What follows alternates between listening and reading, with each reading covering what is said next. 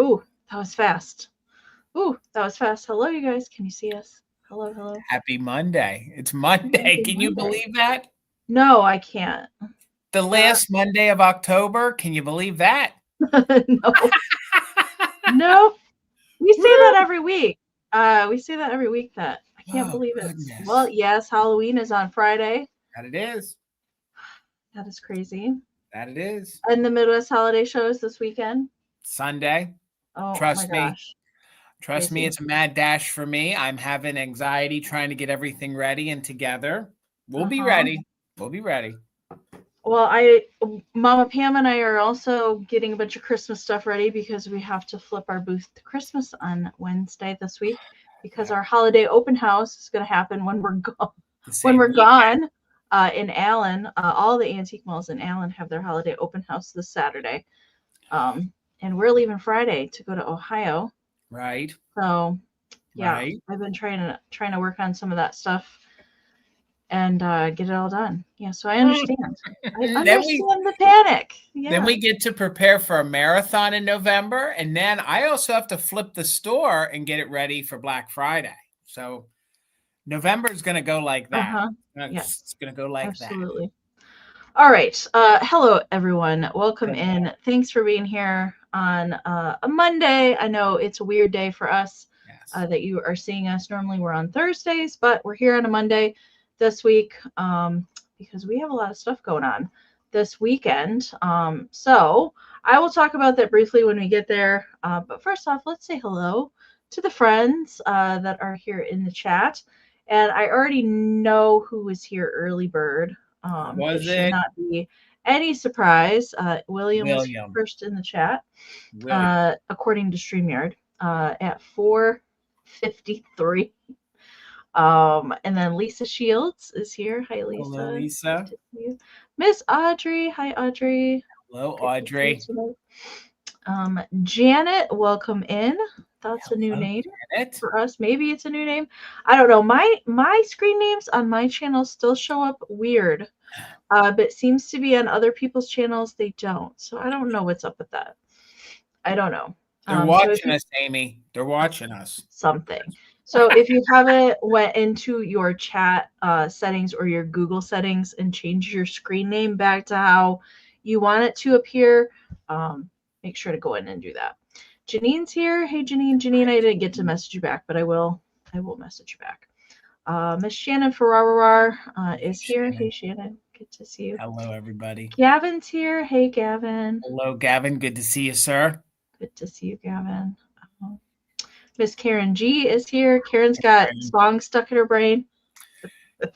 So Karen's going to be our bid ender tonight. Thanks so much, Karen. Appreciate it. Little Lionel Richie. Never hurt nobody. Yeah. Helen's with us tonight. Hi, Helen. Hi, Helen. Welcome in. Terry V is here. Hi, Terry. Brooke, I missed you this weekend. Hi, Brooke. Hi, Brooke. Brooke is coming to the Midwest Holiday Show this weekend. We'll get to see her this weekend. I know. Lisa Day's here. Hey, Lisa. Good to see you. Scroll. There's Linda. There's Jason's mom. Love you, Mom. Hi, Judy. Welcome Hi, Judy. There's my mom, Mama Pam. I know I have to go in and change hers yet still. Oh, that's right. I know it's not Mama Pam. Yeah, so I got to go in and fix that. Miss Elaine is here. Hi, Elaine. Hi, Elaine. Good to see you. Minx is here. Hi, Minx. Thanks. Scroll. Just a lot of repeats. Renee is here. Hi, Renee. How are you, Renee? Welcome. Caroline's here. Hi, Caroline. And we'll get to see her this weekend, too. She's going to be there. I know. It's super exciting. I can't wait to see. And I'm sure that there's going to be lots of other people that are going to come, but we don't know they're coming until they say hi. So I'm excited for that. Say hi. When you see us, say hi, because you see us. Please. We don't get to see you. We only know names with some folks. So this is true. Please say hello. And yes, we get to see the one and only Garden Guy Bill this weekend. Yes. He'll be signing autographs over at the Mother Tucker's table. He will be. I don't know what he's charging for this time. I think it was like $5 at the last one. I don't know if it's going up or down in price. So you'll have to see. We won't know until we get there. We Right. won't. Right. Nope. Who else is here? I'm trying to scroll quickly, you guys. I just see a lot of repeats. Chris is here. Hi, Chris. Hi, Chris. Good to see you, friend. And Paula's with us. Hi, Paula. And Sharon. Hi, Sharon. Sandy B. Hello, hello. Marie is here. Hello, Marie. Tracy's here. Hi, Tracy. Hi, Tracy.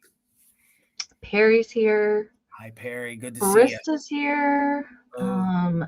Sandra Bowers is here. Hi, Sandra. Jean's here. Hello, Jean. Scroll. Artsy Gal, hello from Maine. Hello. Welcome in. Hello. If your screen name was something different, I apologize. Sorry. Cindy Lou is here. Hi, Cindy. Hi, Cindy. Welcome in. Wings is here. Hey, Wings. Welcome, welcome. There is cousin Terry Tucker. Another Tucker in the house. Good to see you, Terry. Hope you are well. Scroll. Wishnick 3. Welcome in. Hello. And I think I got everybody. I am down at the bottom of the chat. If I missed you, so sorry. If I did, nothing personal, but welcome in. Oh, Pat Robinson, hi. Good to see you, Pat. And Richard. It's Richard. Hi, Richard. I think I said Robert 1 or 2 times last week, but it is Richard. I got it right this time, sir. All right. Well, you two made it in to the chat at the nick of time. So welcome, everyone. And welcome, everybody in the Lurkers Lounge if you're watching. And welcome anybody that's joining us for the first time. If you are not seeing the live chat, don't forget you can log into either a Google account or a free account on the YouTube app. That's going to probably be the best way to watch the show. I know a lot of people stream to their TVs and watch on the computer, but in order to access the live chat, you have to be logged in. And that is how you can type in the chat and say hello. You just got to be logged in. So we're going to get my my slides up here, and this will be the last time that we see Halloween slides. Sad face, but we're moving to Christmas, so that's fine. So you want to be in the best version of the chat. Make sure you're in live chat, all messages, not in top chat. You can find that in your chat settings. Sometimes it will just automatically put you into top chat, so that's why you want to always check and make sure you're in live chat, not top chat. That will filter out some of the comments. So we do experience lag here on YouTube. Unfortunately, we cannot make it go away totally, but we do have a couple options that you can combat that lag throughout the broadcast. So you can either exit out of YouTube completely and come back in. That will be an option to refresh. Or if you tap on my little yellow winking kitty icon up in the upper right-hand corner, on those mobile devices, you can find a gear wheel icon. If you tap on the gear wheel, you can find a playback speed setting. If you tap that, then you can hit 2 times. And if you are lagging behind at all, we will sound funny until you're caught up with us again. And that's how you check and see if you are lagging at all. We do recommend to do that as often as possible to refresh, especially before you try and put any bids into the chat. We will do all offer up items this evening. That will be the auction style. We'll give you a starting price. I will highlight it up here on the screen. We will give you any kind of information that we know about the item. Note the measurements and make sure to mention if the item has any kind of issues. So if there's any damage, chips, repairs, that sort of thing, we do our best to show all that to you while we are live. If you're interested in any of the items that we're showing, all you have to do is type your bids down into the live chat. I will highlight them as I see them come into StreamYard up on the screen.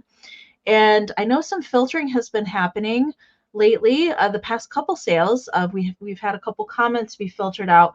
That's why I try my best to highlight everything so it does appear on the screen.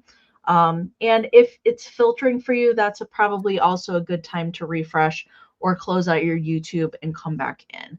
We will do a 20-second countdown. Hopefully that will be enough time to get bids in there. We do encourage Very much encourage, if it's something you're interested in, put a bid in early rather than waiting too long. If you wait too long to put a bid in there, inevitably the lag will get you and the bid will come in after the bid end. So we encourage early bidding, and that also helps us know if there's interest in the item. The highest bid that we see come in before Karen G's official bid end on our screen will be the winner. We are also allowing just in case bids. As always, we just ask that you are an active bidder to use just in case. So that means you have at least one regular bid in on the current item that we're showing. Then during the countdown, you can put in your JIC bids. That's the max amount that you're willing to pay for the item, plus the letters JIC. You can type that into the chat during the countdown. And if your just in case bid is the highest before the bid end, we'll bid you up $1 over the next highest amount. Do keep in mind, if there's multiple just in cases put into the chat, those then do turn into regular bids.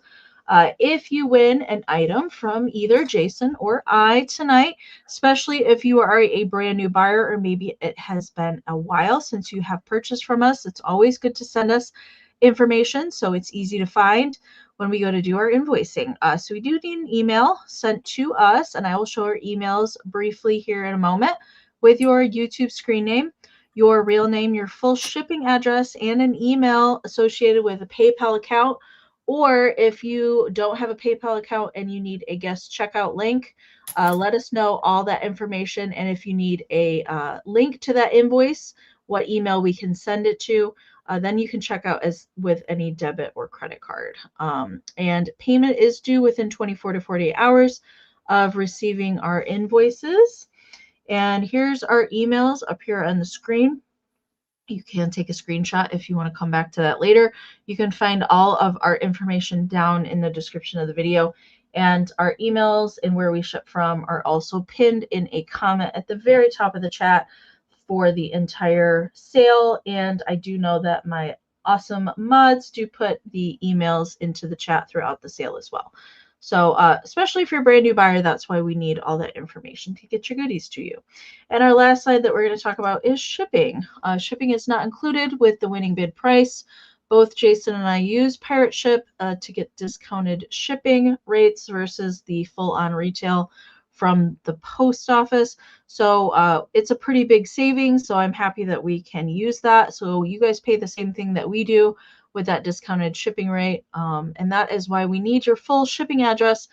That's how we calculate your shipping. So it's in relation, your zip code to our zip code, the size and weight of your package. That's how we calculate your shipping. And we do have shipping available to anywhere in the US and Australia. Unfortunately, shipping to Canada is still on hold at the moment. Hopefully that opens back up soon. I'll let Jason talk about that last point, and then we'll talk about when we're doing our packing and invoicing this week and a couple special things coming down the road. If you purchase from me, I offer free pickup at my brick and mortar. I own a shop called Mother Tucker's Antiques. I am located in Ephrata, Pennsylvania. We're part of Adamstown. We're a few miles from Adamstown. We're part of Antiques Capital USA, about an hour and a half west of Philadelphia, just to give you guys an idea of the region if you're not familiar. But if you purchase anything tonight or any sale that I have and you want to pick it up at Mother Tucker's, all you have to do is let us know via email. We will invoice you for said item or items. And then once that invoice is paid for, we'll communicate in the email on when and how you want to pick it up. We can always hold things for like a timely manner. Like if you guys are coming in December or something, we can hold it till then. But please, let's always correspond in the emails. We wouldn't want you to say in the chat, that you were going to be there and we missed it. We don't want to get our wires crossed.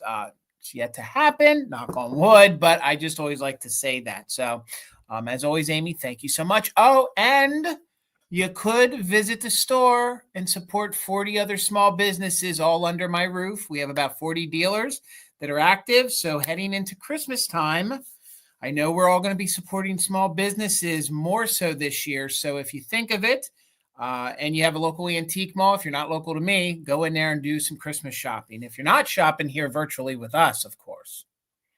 Thank you, Amie. Okay, so you are seeing us on a Monday this week. So I will be doing all of my packing and shipping tomorrow. And so I will just send you an email when your invoice is out there, when it's been sent. And I'm going to be doing all mailing, so shipping everything out on Thursday this week, because then Mama Pam and I are leaving on Friday to go to Ohio. So invoice for me tomorrow and shipping on Thursday, and I ship from Michigan. All right. I ship from Pennsylvania. I'm going to be doing all of my packaging and invoicing on Tuesday as well. We are actually leaving a little earlier, so we plan now leaving Thursday. So the latest that I can get something to the post office would be Wednesday before they close. So if you guys don't pay and have your invoices paid, and if I can't ship it, before Wednesday afternoon, it won't be for me until the following week. It would be probably Monday or Tuesday till we could get the item out for you. So they would sit here till they would go out. So if you could just square up those invoices by at least, midday Wednesday, it would give me a chance to run one more time to the post office. One side note for us, Tina will not be having her Whatnot sale this Friday because we will be in Canfield getting ready for the one, the only Midwest Holiday Show. Over to you, Amie, and thank you so much, guys. Yes. So I did pop a graphic up on the screen. If you can come this weekend, do come, because it's amazing. I can't say enough wonderful things about this show. It's unlike any other antique show that you will find in the country. If you're a holiday lover, any holiday, you have to see the show in person. And you can shop at Jason and Tina's booth in person. You can see me and a whole bunch of other people are going to be at the show as well. Down in the description of the video, I have linked information. I've also linked Jason and Tina's setup video from the Midwest show in May. And I've also linked my videos every time that I've went down there as well, in case you're curious what it's like, and maybe that will convince you that you need to come. It's amazing. That's about all I can say about it. It's just one day though, one day on Sunday, and then you got to wait all the way until Memorial Day weekend for the next one. And I think they released the date for next year, and it is May 24th. I think it's May 24th of next year. It will be my birthday. Yes, it will be. Yes, it will be. And so I can't wait for that. But yes, you got to wait all the way till May if you don't get to come to the November show. Yes. So it's a huge room at the fairgrounds, chock full of anything and everything. So it's going to be a good time. And just one thing, Caroline did ask a question. Anyone that's coming, when it comes to cash or credit, the majority of cash is always king. In cash is king. Cash will give you better negotiating power, I'm sure. There are some dealers that do not do electronic payment, but now there are more that do. Us, for example, we will, and the good majority, I'd say it's probably 60-40. If I recall from when we were in May, 60 to 70% will take cash or card. They prefer, PayPal or Venmo. They do the Apple Pay as well. And then the other 30 or 40, no, it would have to probably be cash with them, or you'd have to make some other I would say majority is cash only. So just come prepared. Come prepared for that. And I don't believe that they have an ATM. I think they do. I think they do. Yes, it was off to the bathroom. It wasn't sitting up front. I'm pretty sure they do. Maybe I missed it, but I would just say come prepared. Now, if you have to leave the grounds and come back, like it's not very far into town, so you could probably find one at a gas station, that sort of thing. But bring a lot of cash, and bring some bags to put your goodies in, and wear comfortable shoes. That would be my best suggestions. And guys, if you need anything, I know like Amie will be walking around filming. If you guys need anything, you just come to our booth and let us know, and anything we can do to help you guys out. Me and Tina, we'll be pretty much fixed there, so we won't be shopping. So you need anything, folks, you can always come, get us, and we'll help you with whatever you need help with. Okay. All right. A couple more things I want to mention before we get into the sale. So because we're not going to be on Thursday this week and you're seeing us right now, next week, so next Wednesday, I'm going to pop this graphic up here. Jason and I will have a mini version of Fantastic Finds. Mini version means it's not a huge sale. So we're just going to do 10 rounds next Wednesday. So it's going to be a shorter sale. So we'll invoice right probably the day after that sale, because the following Saturday, so November 8th, is our big YouTube Christmas Marathon sale here on my channel. Jason's co-hosting with me. So here's everybody that's going to be in the Christmas Marathon this year, and the schedule. So we have 2-hour time slots, and then we are taking an hour break in between the two broadcasts. Now everything is up there. All the broadcasts are up there. So the mini sale for Fantastic Finds and both broadcasts for the Christmas Marathon are up. I put them up today. So if you want to go over and set reminder notifications, you can do that. So from 1 to 3 p.m. Eastern, we have Barb from Winking Owl Antiques and Laura and Mary Beth from Fatbird Finds joining Jason and I. And then from 3 to 5 p.m. Eastern, we have Heather of Antique Agenda and Miss Pamela Blanchard joining us. And then we are taking that break from 5 p.m. to 6 p.m. Eastern. And then coming back, starting at 6, we have Jamie of Mid-Century Wasted, and Tina of Mother Tuckers is joining us. So get ready for some awesome Christmas jewelry for that section.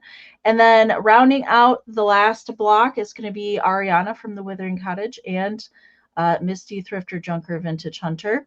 And then Jason and I are going to be recapping anything that we did not get to in our rounds following 10 p.m. Eastern. I want to say last year, I think we only lasted about 45 minutes because before we were like, no more. I can't even form sentences. So we'll try and bring some of the other things that we didn't get to during our rounds after that point in time. But it's going to be a fun-filled day, a vintage, handmade, and antique Christmas all day. So it's going to be awesome. It's our third annual. Third time's a charm. This one's a charm. And before we move into the sale, I do have community share tonight following the sale. And I personally got to take these photos. I stopped at Countryside Antique Mall on my way home. And I got to take pictures of Brad and Greg's Halloween shelf decorations, and everything in their photos this time, they all acquired it this year. Wow. All the Halloween that you're going to see, they just got it this year. And so those boys are buying. It's good. I got up on the step stool and I took all the pictures myself. So I can't wait to share that. All right. That was a lot of information to go through, but thanks for sticking with us. And we're going to get the screen set up, and Jason's going to have me go first. All right. So I'm going to start with a choice tonight. And I think both of us have a kind of mixture of stuff. I have a little bit of Christmas. Jason has a little bit more Christmas. I got some everyday stuff. So we do have kind of a mixture of stuff tonight. All right. Let's see. I am going to start at 14 for choice. And these are very cool. These are clip-on Christmas ornaments. Now, they did make birds and all sorts of different ceramic things that you could clip on your Christmas tree. And these are little butterfly clip-on ornaments. And both of these are good shape. So they have a little metal clip, kind of like a little clip that you would have on your refrigerator, that sort of thing, to hold notes here on the back side. And they are made by Lee Ward's, Japan. They do both have their little foil stickers. My camera really doesn't want to focus today. And they're two different colorways. So this one, and there's like little tiny specks of mica glitter on the wings. And this one I am calling blue, or green. I'm calling this one green. I apologize. This one is green, blue, and kind of like a rusty brown. And there's no chips or repairs on either one of these. ceramic butterfly clips. And the other one is pink. So here's the other one. So they're both kind of like swallowtail kind of butterflies, like the bottom of their wings, like makes me think of a swallowtail butterfly. But this is the pink one. And there we go. So all these little polka dots on the wings are they're kind of raised off of there because it's applied little spots of mica glitter and a little bit of blue on the wingtips. And there is the clip on the back of that one. So not really any kind of notable issues, I can tell you. They are just a little bit of crazing, I guess, but there's no chips or repairs on either one. And they're a decent size. They're decent sized butterflies too, 2 3/4 by 2.5. So that's the size. Hi, Ashley. I see you in at 14. Thank you so much. So a choice of either the blue-green or the pink and a little bit of purple. I guess it's kind of a darker purple on there. So I know these would normally come in like a set of 5 or 6, but I just found the 2. So let's count these down. Ooh, Lee Ward's Christmas catalog. Ooh, Brooke, that sounds like fun. I want to see. All right, let's count them down. We're looking for 15 or more on choice. 20, 19, 18, 17, 16, 15, 14, 13, 12, 11, 10, 9, 8, 7, 6, 5, 4, 3, 2, 1, bid end. I like that the ceramics on these are a little thicker. Sometimes when they make the butterflies, you're afraid they're too dainty, that they're going to break too easy. Yep. All right, Ashley, I saw your just in case. You didn't need it. There's Karen's bid end. So let me know if you would like pink or blue or both, and I can just watch the chat and get Jason started. Thank you so much. I don't know how you could choose. They're both good. $15, Amy, $15. And this is Tina's pick of the night. She wants the blue one. All right, you got it. So $15. Thanksgiving's coming. We're about a month away. And I have a plastic brooch from the 1950s. It's a little pin back. I think it is really a throwback to a different era. So if you want to look, festive for the upcoming Thanksgiving dinner, this would look super cute on your jacket, maybe your shirt, maybe even your hat if you want to. And it is made of plastic. I do believe it's probably from the 50s or the very, very early 1960s. All of the cold paint is in very good condition. All of this is painted. This is plastic and is molded. And then they did detail the feet on there. Super, super cute. This also would be great if you didn't want to wear it to actually use it in your display. And a lot of our holiday displays will take pins like this and add it in. And this would stand really well in a flower frog. Maybe you have like a postcard. You want to put that in there. It would look really good just as decor. So here's what the back looks like. Thank you so much, Richard. I see you're 15. We're looking for 16 or more. And there's the little safety clasp in there. And you can see where it's molded. Usually this kind of plastic, especially when you see those 2 circles, it's reminiscent of the way they molded the plastics, even in the 40s and even into the 50s. I do say 50s, 60s. I really, really believe this is from the 1950s. It actually measures 2 inches by 2 inches. This also coordinates with a lot of the different die cuts. I've seen die cuts where the turkeys are white. I've also seen some salt and pepper shakers where the turkeys are white. And again, this guy has a ton of cold paint. They even detailed the eye, and there is some cold paint there on the legs to kind of give it that 3D effect. So we're looking for 16 or more. And again, it is plastic. I'm pretty sure it's vintage 1950s. You can see there is a little bend to it, but I think that's going to help hold it in if you decide to wear it. This also would be fun if a gentleman wanted to wear it on their tie. Like you could go ahead and put it there in the center of your tie, and you'd be the talk. You would be the talk of the Thanksgiving dinner. So let's go ahead and do a countdown. We're looking for 16 or more, and we are doing just in case for active bidders on this plastic brooch, plastic pin, plastic piece of jewelry, and I'm not sure of a manufacturer. So 20, 19, 18, 17, 16, 15, 14, 13, 12, 11, 10, 9, 8, 7, 6, 5, 4, 3, 2, 1. Bid end. Gobble, gobble. I love finding kitschy turkey things.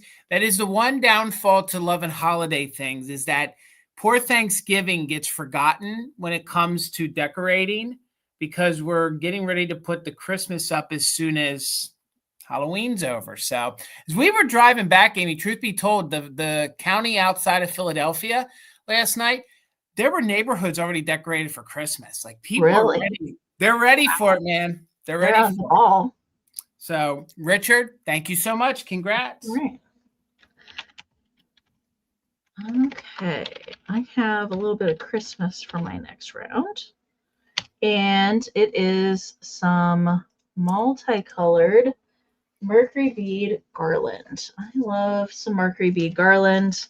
I can't get enough of it. I look for it all the time. This was something I got at Collector's Carnival over the weekend because I didn't have any multicolored sitting around. I have a bunch of other single colors and some special shapes, but I don't have multicolors, and I really enjoy these.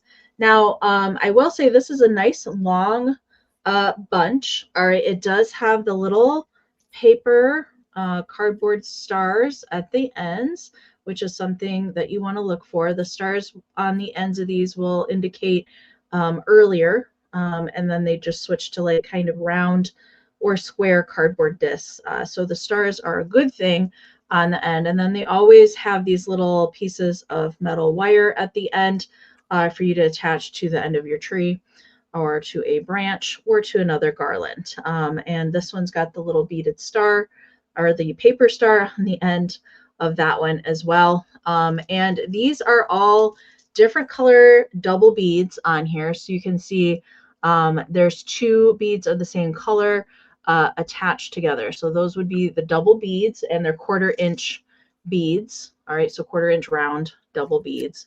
And there are a couple popped. All right, there are a couple popped beads in here. You want to know how I know that? Because I cut my finger. I cut my finger when I was measuring it. All right, so there's a couple popped beads in here. Just be careful. So I did measure this, and it is a really nice long one. It's 102 inches. Okay. You could jump rope with this, but I wouldn't recommend it, which equates to 8.5 feet. 8.5 feet. So that's a pretty good length.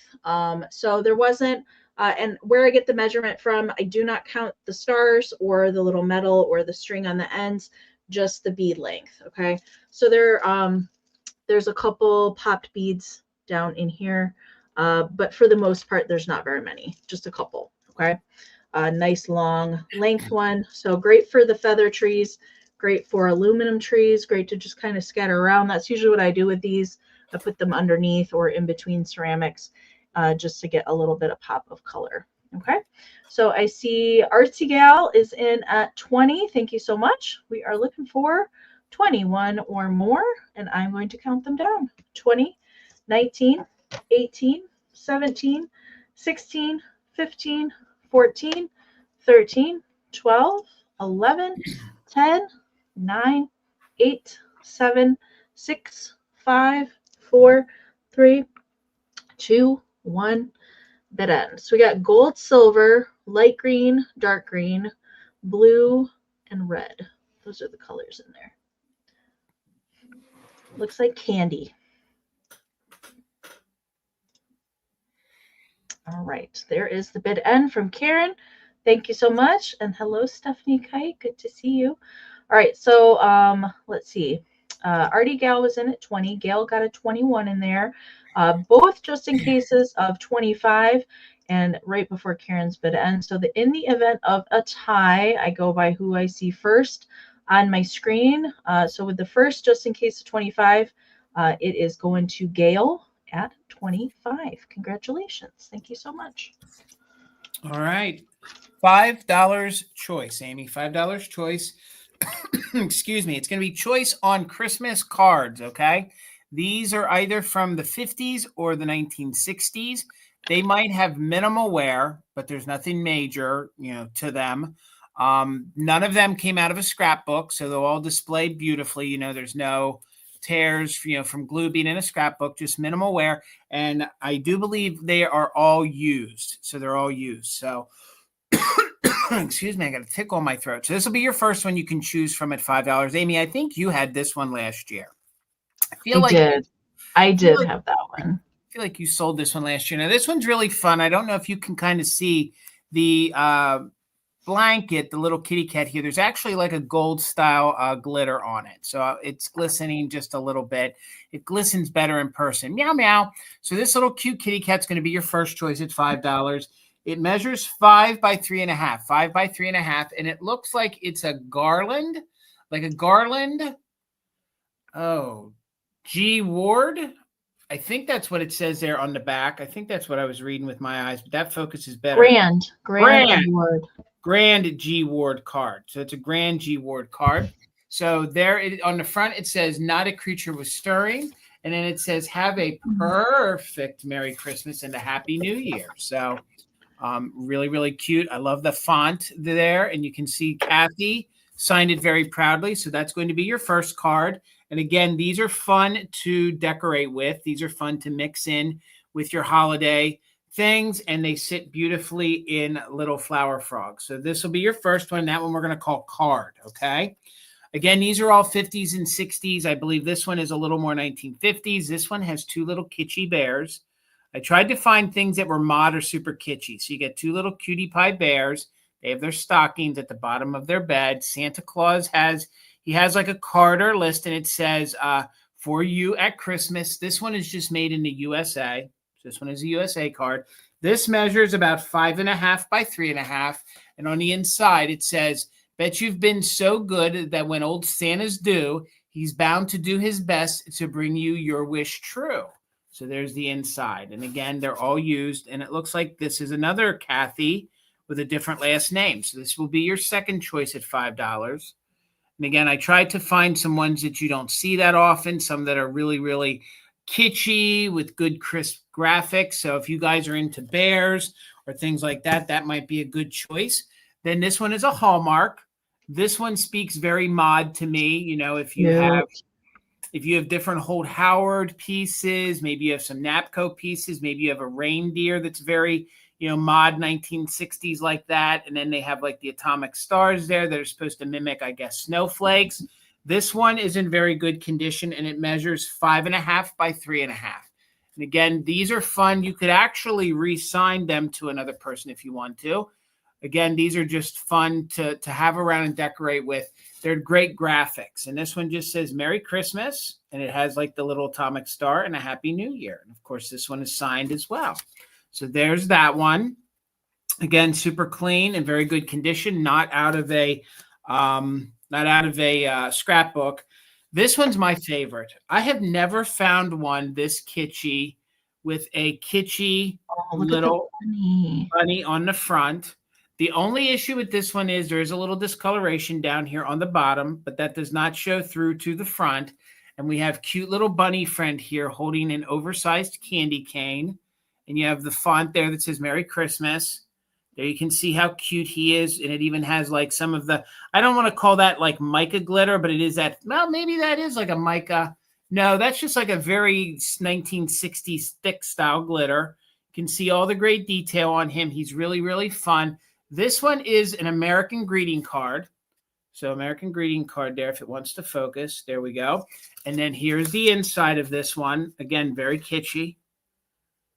Christmas cards are super collectible over there on Instagram. Folks go nuts. And this one says, hope your Christmas day will be especially merry one with candy canes and toys and games and lots of fun. So there he is. And that one measures 6.5 by 3. So again, these graphics are really fun, super clean, $5 each to start if anyone's interested. This one we're going to call Bunny. So I'll just run through them real quickly in reverse. Don't want to take too much time. This one will be Bunny if you're interested. Again, and no major issues with any of them. This one we're going to call Santa. Again, 1960s Hallmark, $5 choice. This one is going to be Bear because we got two little bears there in the bed. I love Santa Claus in that one. Again, if you guys do the kitschy Christmas, that one might be good for you. And then the first one I started with at $5 choice is a little kitty cat.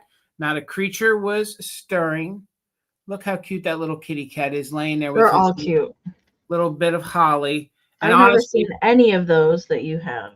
honestly, when it comes to the greeting cards, that's a very reasonable price for these at $5. Between eBay and Instagram and some of the other platforms, $5. I mean, over there, they'd be asking 12 or 15 for them. So again, it's going to be cat. Thank you, Wanda. I see you for 5. I see Lisa in at 5. So that one is cat. This one is going to be bear. So that's bear. So now we're 6 with Lisa looking for 7. This one we're calling Santa. And then this one, oh my God.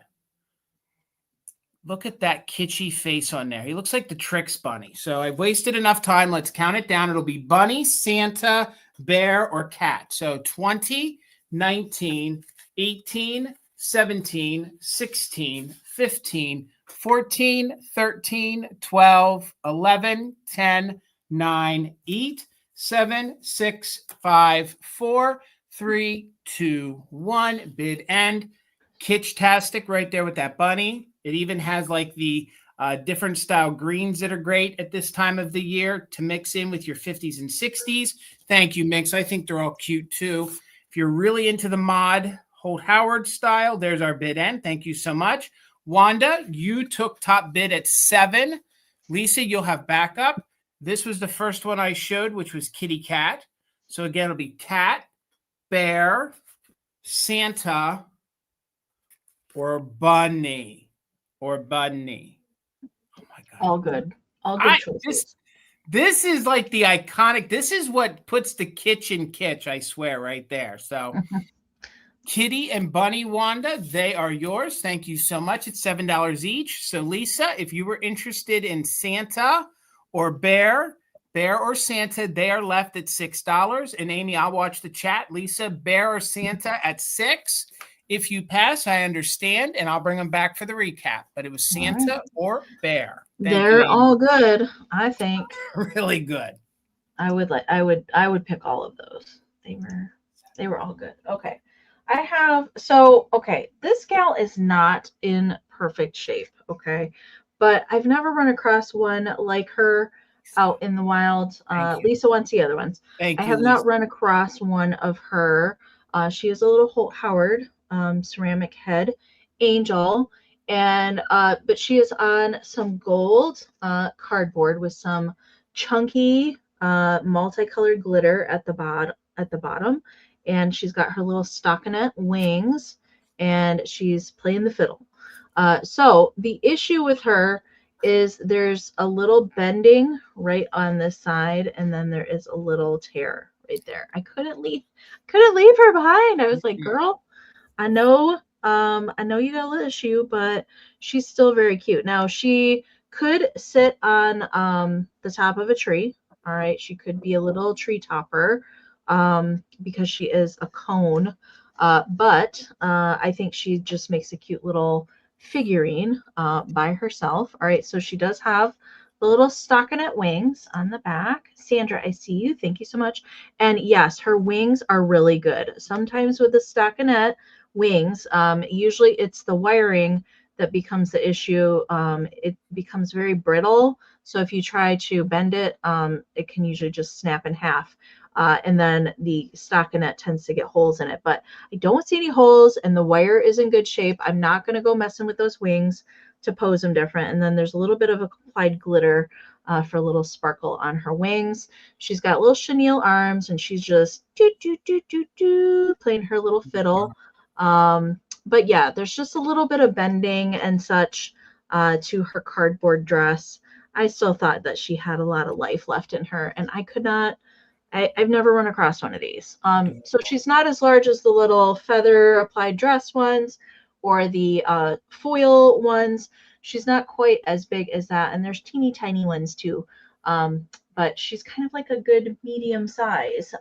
Measurement for her, she is 4 inches by 3.5. 4 by 3.5. I don't think that she's super Christmassy either. I think that you could leave her out as just like a general decoration, something into New Year's, because she does kind of look like she has a party dress on. Yes, her wings do look good, Joe. All right, Miss Sandra's in there, so we're looking for 19 or more. Let's count it down. 20, 19, 18, 17, 16, 15, 14, 13, 12, 11, 10, 9, 8, 7, 6, 5, 4, 3, 2, 1. Bid end. I was just noticing that she has like a lot of the same colors that are in the Mercury bead garland. She does. Sitting next to me. All right. Hello, Miss Widow One. Good to see you. All right. I see Gail's got a just in case in there. And there's the bid end from Karen. All right. So Miss Widow One got a 20 in there, but Miss Gail had a just in case, 22. So Gail, it's yours for 21. Thank you so much. Hello, Heather. Hi, Heather. $16, Amy. $16. Tina found this last week, and this is the first time I've ever seen this angel. So if anybody has a birthday in November, maybe somebody just wants to decorate in November, and it is, of course, the time of football and everything fall. She is really fun and different. So $16 if anyone is interested. She has a little rub here to the gold on her wing. I don't know that I want to call it a chip. It almost feels too smooth to be a chip, but there is a little bit of gold paint that's missing right there. But her wings are not broken. Neither is the halo, which are two of the things that are usually broke, or some of the spaghetti here would be broken off. All of this is in really, really good condition. So I was thinking a lot of times if people are doing displays, especially for Thanksgiving, usually there's a football game on in the background. And I thought she would be really, really fun. I know, especially the ladies that come into Mother Tucker's, a lot of them are watching football more than the guys. So if you want to represent your collegiate teams or your NFL teams, I thought this would be really fun mixed in with your November decor, whatever you want to do. I don't know who made her, okay? I don't know that she is NAPCO. I don't know if she's Lefton, okay? Amy, if you know, please let me know. She just has what's left of a little silver made in Japan. Somebody must have cleaned that I've enough. not seen one with a football like that, Jason. I'll be honest with you. When I looked on the internet to try to figure out exactly who she is, a lot of folks did. They said NAPCO. Everybody was saying NAPCO. Okay. I'm used to the NAPCO ones having the little foot kicked out because I know the Valentino fellas used to always like the ones with the foot kicked out. She does look like it, so she could be NAPCO. When I usually see that little round Japan sticker, that always lets me know that it's maybe Lefton. Okay, but I don't know. But it could be NAPCO or Lefton. She again has no chips or cracks. Yes, it's a football. Yes, I think it's the little pennant, hanging or waving, and this would be great all year long, especially if you're a football fan, or maybe you know somebody who's a football fan and you want to gift it to them. She measures 5 inches tall. She's about 3 inches at the widest point. Her eyes are done beautifully. I think she just has little pale blue eyes, and she has that gorgeous big yellow bow there in the front. So there you can see the spaghetti. It has lots of gold detail on it. They did go ahead and brush some gold detail on the bottom of her dress. Again, her wings are intact. And because of the content of what she's holding, I started her at $16 because I thought, with November, she'd be really fun. Put her in with your turkey things. Like I said, I think we all are used to those holidays where you heard a roaring football game on in the background during the fall season and then also on Thanksgiving. So there's the way it's written, the November Angel, in good condition.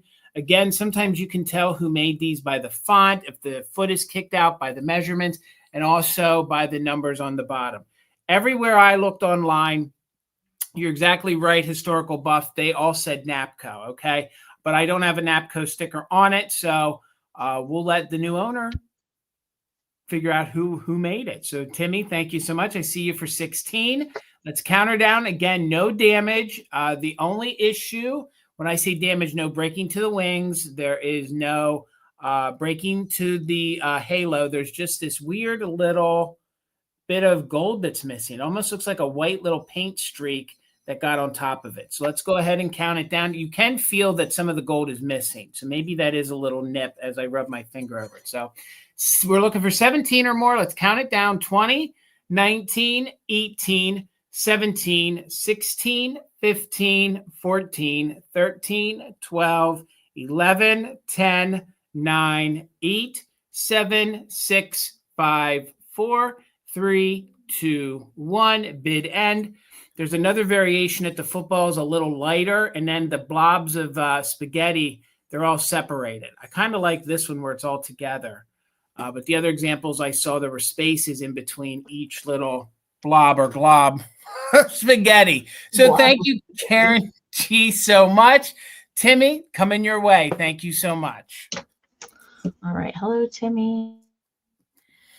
All right. I have a piece of Miss Priss, which I have not found this piece very often.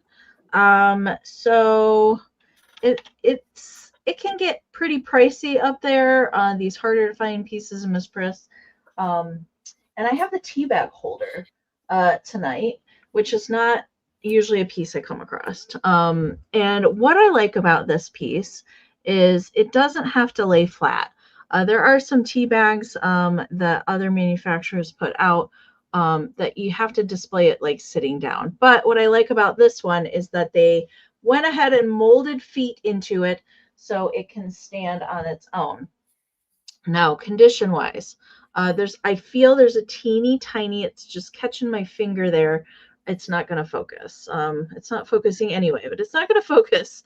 There's a teeny little flea bite on the end of the spout. And I see that there's a little bit of crazing going on with it. I'm not feeling any other flea bites with my finger on the edges or anything like that. It just has a little bit of discoloration. I have washed this, a little bit of discoloration on the bottom of the feet. This is not glazed. This is like raw ceramic, but it's not really anything that you could see anyway. Ashley and Artsy, I see you both in there. Thank you so much. High bid right now is at 35. Meow meow. Just the cutest, although I'm a winking kitty gal, but I do love me some Miss Priss myself. She does measure 4 inches wide by 3 1/4 inches tall, and she does have a little molded flower in the top of her hat. All the rest of them are just kind of painted on there, and no foil sticker left on the back side, just the little mold number on the back. But yeah, she will stand on her own. So you could pop her into display. There we go. So it can stand on her own. Napco also did their anthropomorphic fruit ones with these little feet, so they could stand on their own as well. All right. Artsy Gal's got the high bid at 35, so we're looking for 36 or more. Let's count it down. 20, 19, 18, 17, 16, 15, 14, 13, 12, 11, 10, 9, 8, 7, 6, 5, 4, 3, 2, 1. Bid end. This is such a hard piece to find if you're collecting it. It is. All right. Ashley's got a just in case in there.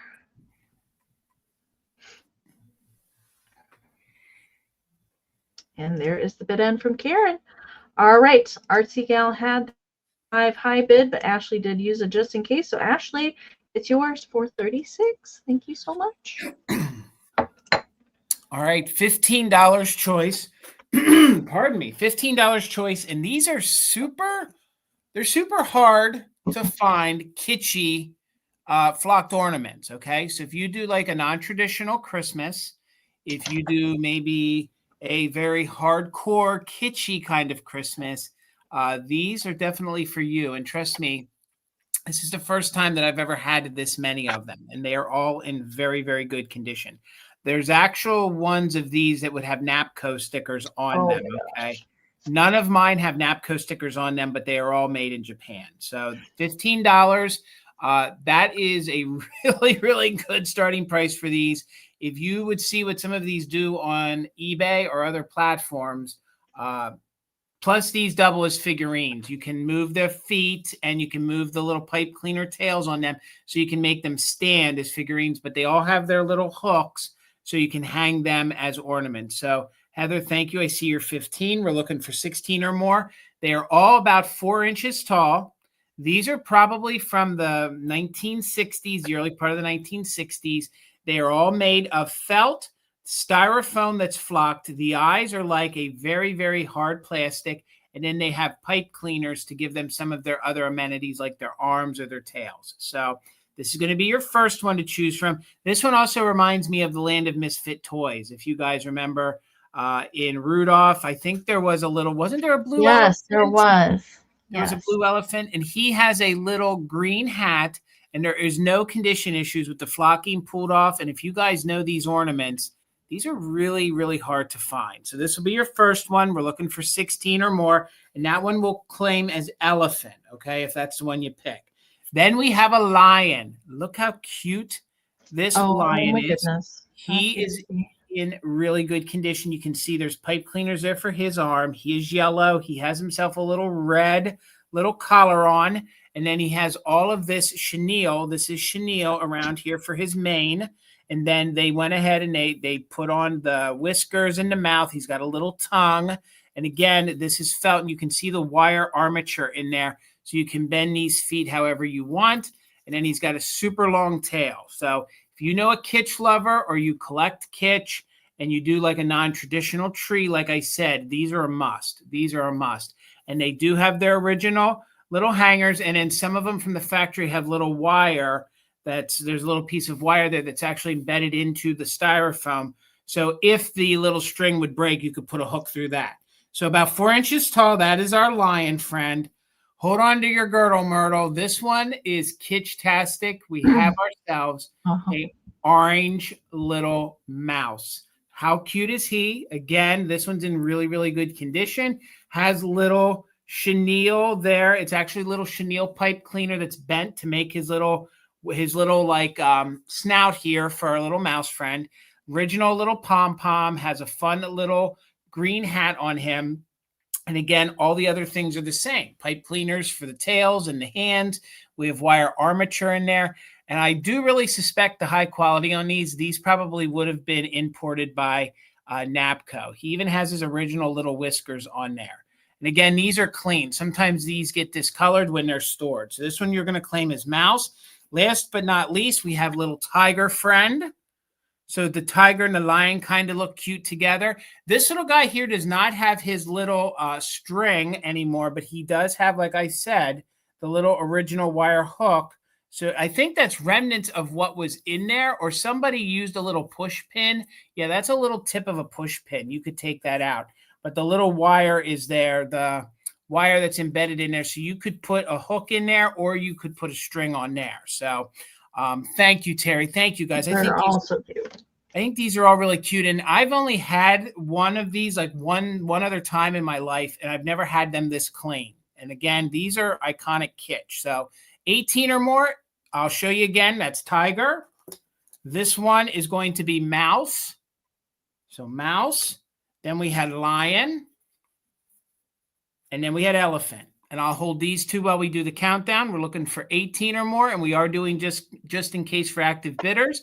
So 20, 19, 18, 17, 16, 15, 14, 13, 12, 11, 10, 9, 8, 7, 6, 5, 4, 3, 2, 1. Bid end. Look at that. They even have the felt on top of the flocking for his lion, for his stripes. I'm sorry, for his tiger stripes. This one's the lion. And then again, you'll claim elephant.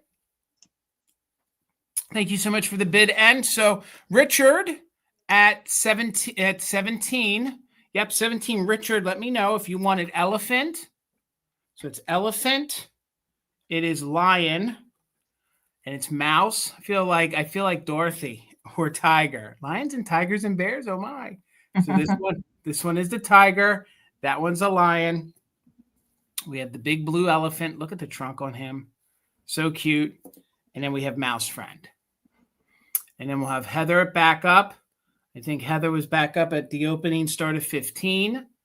So again, it's going to be mouse or lion. And they have all their parts. The only thing that's missing is his little metallic style string that goes in that hole. Amie, have you ever seen some of these before? No, I haven't seen any of those. These are, oh my God, these are so good. And the elephant I love.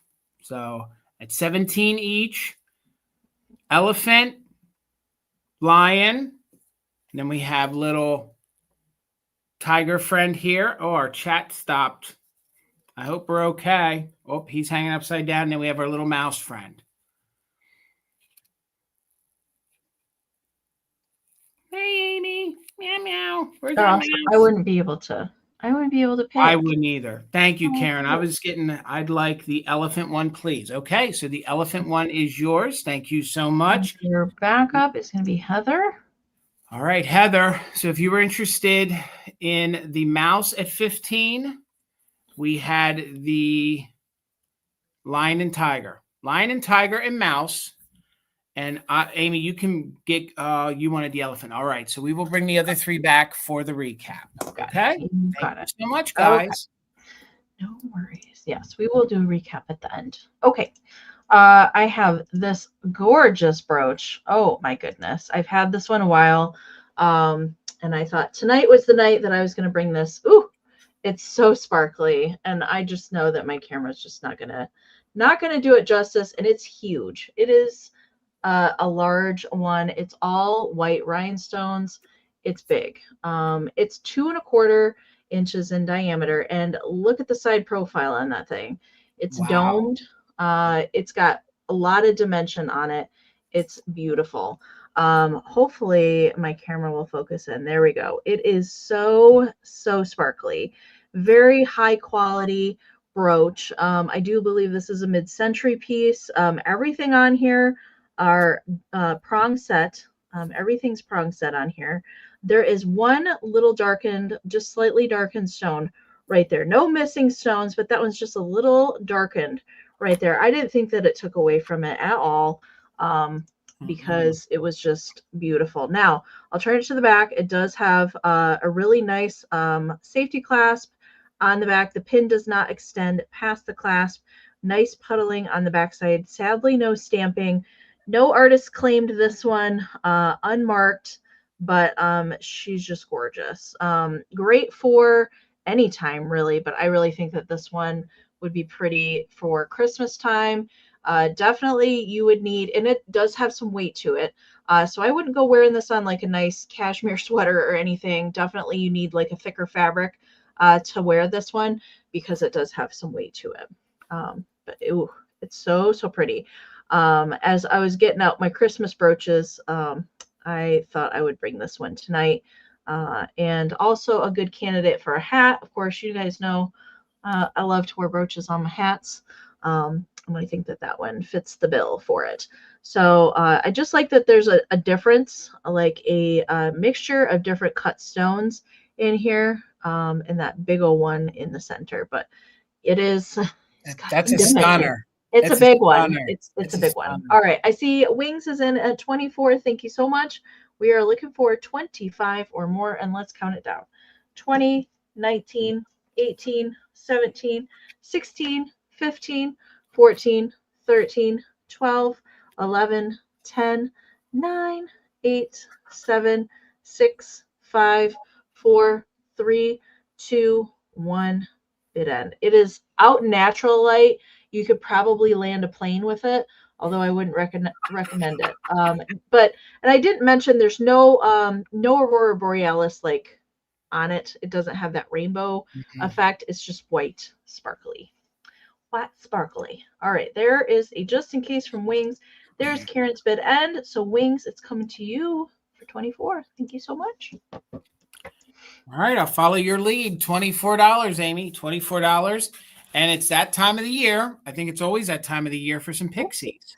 So you will get both of these. It's not choice. You're going to get both of these for $24. And I do believe these are made by the Treasure Craft Company. They were really known for having the matte or the unglazed faces. And then, of course, the bodies were glazed. So these definitely are a fun green for your upcoming Christmas decorating needs. They're also great for St. Patrick's Day. So Let me sit them down here. I think these are both from the 1950s, and you will get them both. I just want to make sure I have my measurements correctly. Okay, so first one is Mr. who is striking his pose for his senior portrait. So there you guys can see the face is done really, really well. There's no smudging to it. A lot of times if these are wrapped up with dirty paper or anything, the faces get a lot of discoloration. Sometimes if they're cleaned improperly, sometimes there's issues with the face as well. But this guy is super clean. You're getting them both for $24. So there he is. No damage to the legs. A fun green. There's the underside. Here is the backside so you guys can see tons of detail. These definitely are going to go well with Santa Claus. They definitely look like your traditional Christmas pixie elves. He measures 4 inches wide and he's roughly 2 inches tall. So, and these are really known to get breaks here, the way they curled the little tops of the hats. A lot of times that did get damaged, but these are like new. These are probably one of the cleanest sets that I have ever had in recent history here. So you'll get him. And again, it's $24 for both of them. So then you'll also get the pixie friend here who is kneeling. So he's kneeling. He's kind of getting underneath the tree there, I think, to fix the ornament. Maybe getting up underneath the stocking to make sure it's not going to catch fire by the fireplace. And like I said with the other one, his face is in really good, clean condition. I'm just trying to get the glare off of it so you guys can see. So historical buff, thank you. I see you're 24. So we are looking for 25 or more. There's lots of areas here for chances of previous owner that could have broken them and repaired them. There's absolutely no condition issues to either of these. He measures about 3.5 inches wide. And then at the tallest point, he's about 3 inches tall. So they're both about almost the same size. So we're looking for 25 or more. Again, you're getting both little pixies. I believe these are made by the Treasure Craft Company. I think I'm correct. Look, they even went as far as to give them the details of the belt buckle. Like the company didn't have to do that. Like you're not really going to see that. I mean, thank you, Joe. This is a really, really good price on these, especially since there's no damage. And now with this time of the year, these green guys are going to look good in your fall displays. They're going to look good in your Christmas displays. And then you can put them away and bring them back out for St. Patrick's Day. Then they could be your little leprechauns if you wanted them to. So let's do a countdown. $25 is what we're looking for. We're in at 24. And we are doing just in case for active bidders. And if you win Historical Buff, you'll have to tell me what your name is. I'm not familiar with your name, but thank you for the bid. Cindy Lou's in at 28. So we're looking for 29 or more. Let's count it down. 20, 19, 18, 17, 16, 15, 14, 13, 12, 11, 10, 9, 8, 7, 6, 5, 4, 3, 2, 1. Bid end. Again, gang, they're coming together. It's not choice. I got them together. We'll keep them together. They're brothers.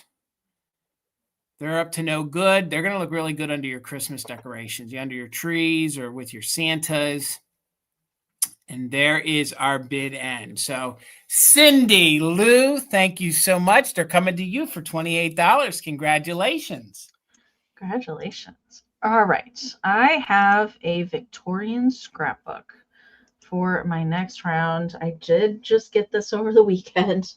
I do love a good Victorian scrapbook. And there's something special on the inside of this one that I will mention it when I get there. And I will note right away, there's a little bit of smell to this. I did let it air out a little bit, but it was so good on the inside, I couldn't leave it. Now, it's not like strong, but it is there, being Victorian paper. So we're talking late 1800s on the inside of this. But for the most part, it is good condition. There's a little bit of tearing to a few spots of the paper, but it does have an inscription here in the front. It was gifted in Christmas. So there's a mixture of scrap in here. All right. And there's a couple special pieces, and I'll note that when we get there. I'm not going to show everything that is on the inside in here. Look at that Happy New Year piece. Oh, that's fantastic. With the cherub up at the top. So there's a whole mixture of like advertising pieces, some calling cards. Lots of scrap in here. And some bigger pieces. I love this Merry Christmas piece right here with the little birds sitting in the branches. There is the front of a little greeting card. Here's another large cherub piece, compliments of the season with the butterfly, another lady. There's some Palmer Cox brownies in here. Oh. And they are going to be on the next page. There we go. You can see they're right here. So two Palmer Cox brownie pieces in there, which is pretty spectacular. I've never had a piece of scrap. So we've got, I can't remember what his name is. The one in the green, his name is Turk. But I can't remember what the other guy's name is.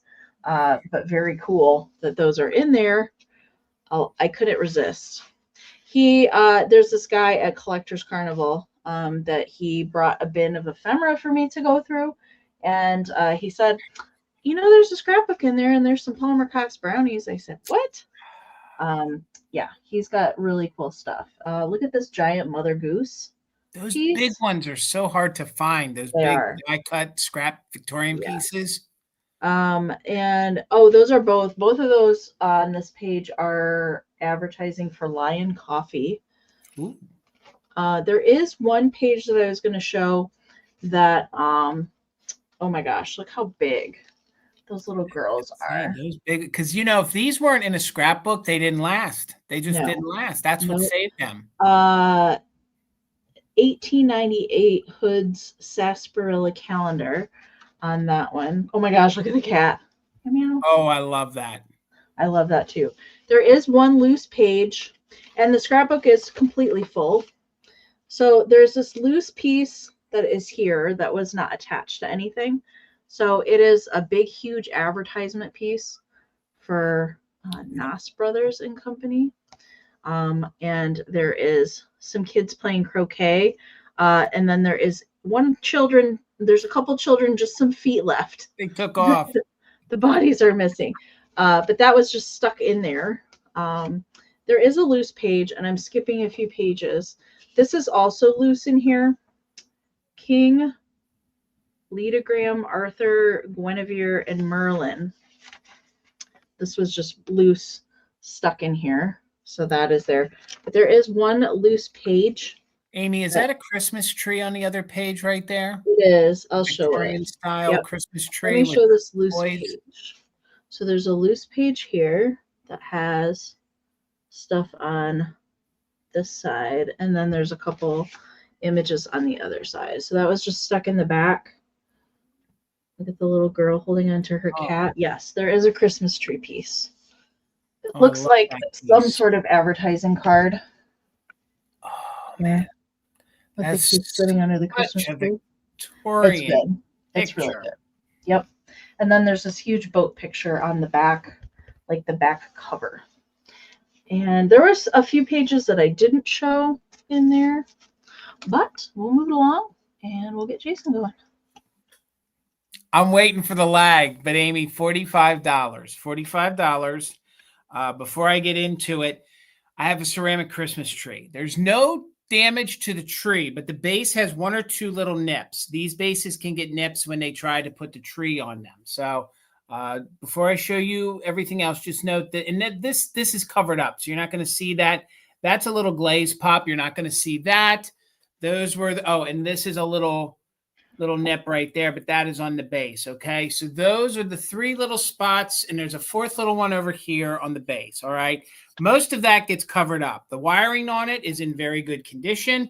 This is probably one of my favorite size trees.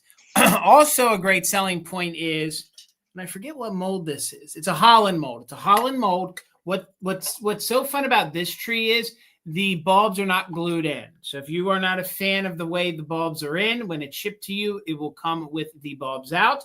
You can either get a different color or you can put them in however you want them. So the tree is in very, very good condition, $45.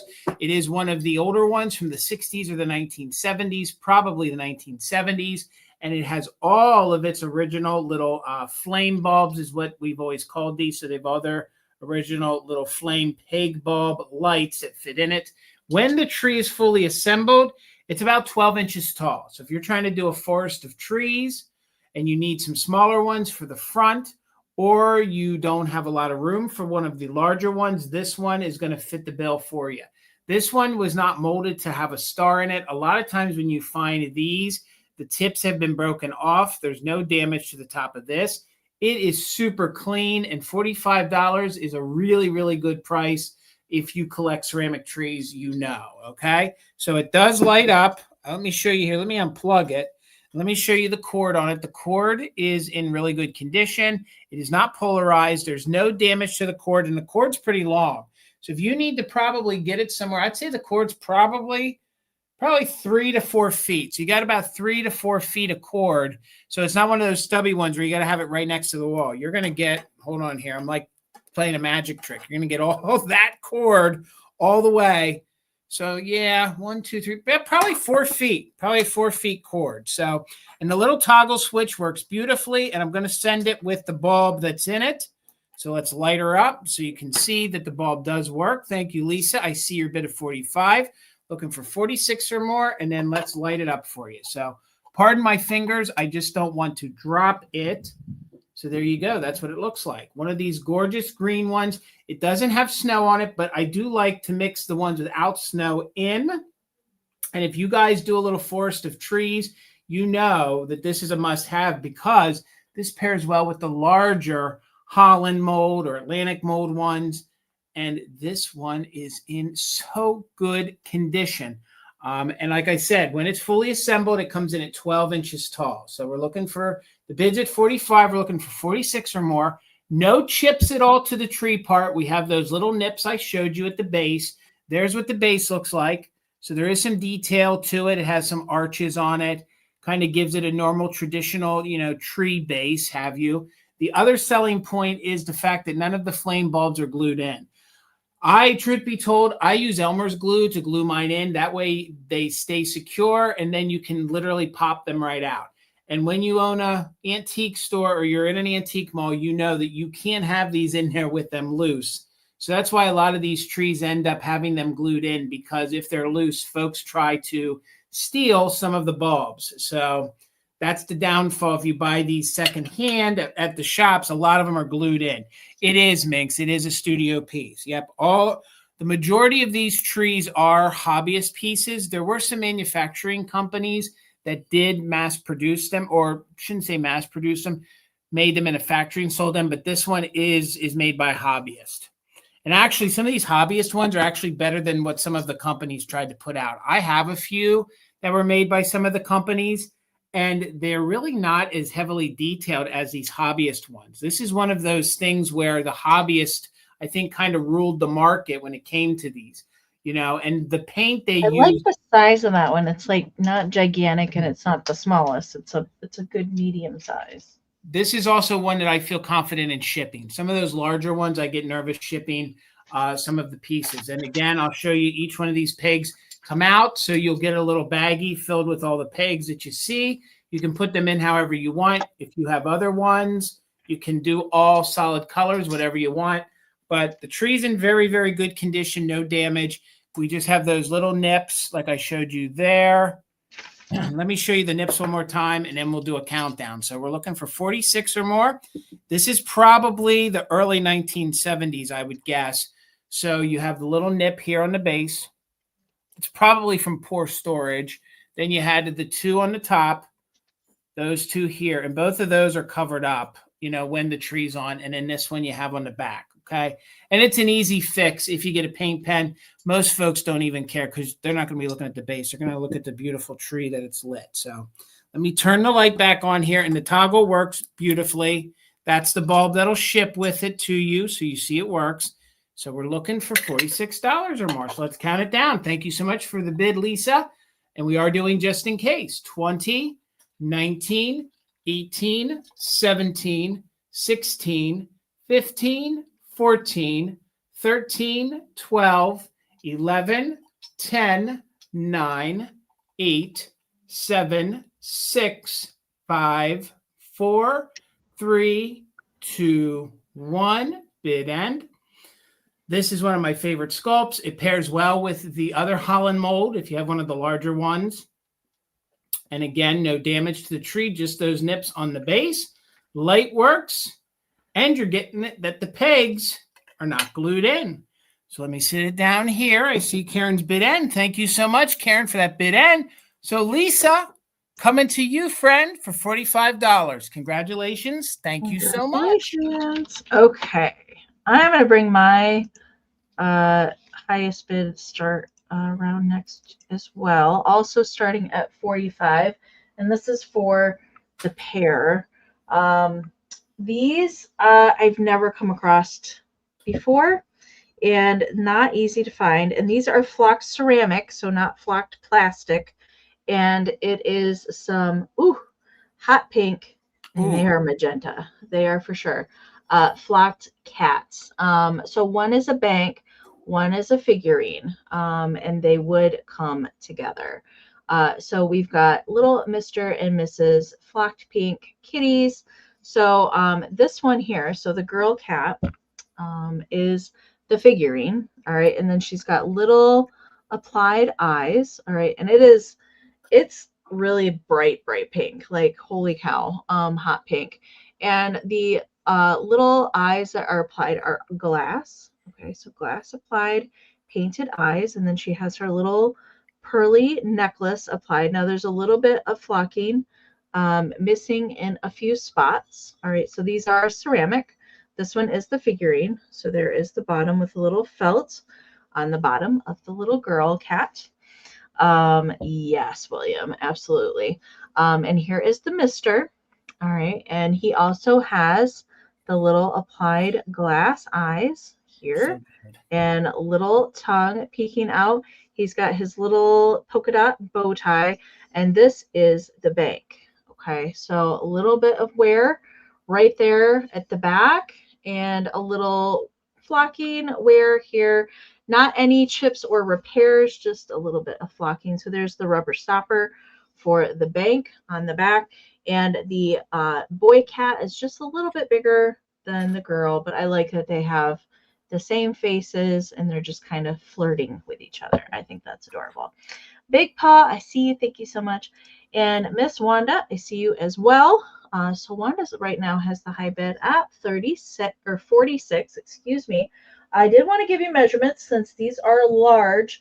The big one, the boy, is the biggest at 8 inches tall by about 3 wide. And then the girl cat is 6.5 by 2.5. And these are made by Gift Craft. I'm not sure if I mentioned that. Gift Craft. They also did bobblehead in the same kind of style, bigger banks, cats and dogs, that sort of thing. But these are supposed to be cats. And I assure you, when you get them in person, they're so bright.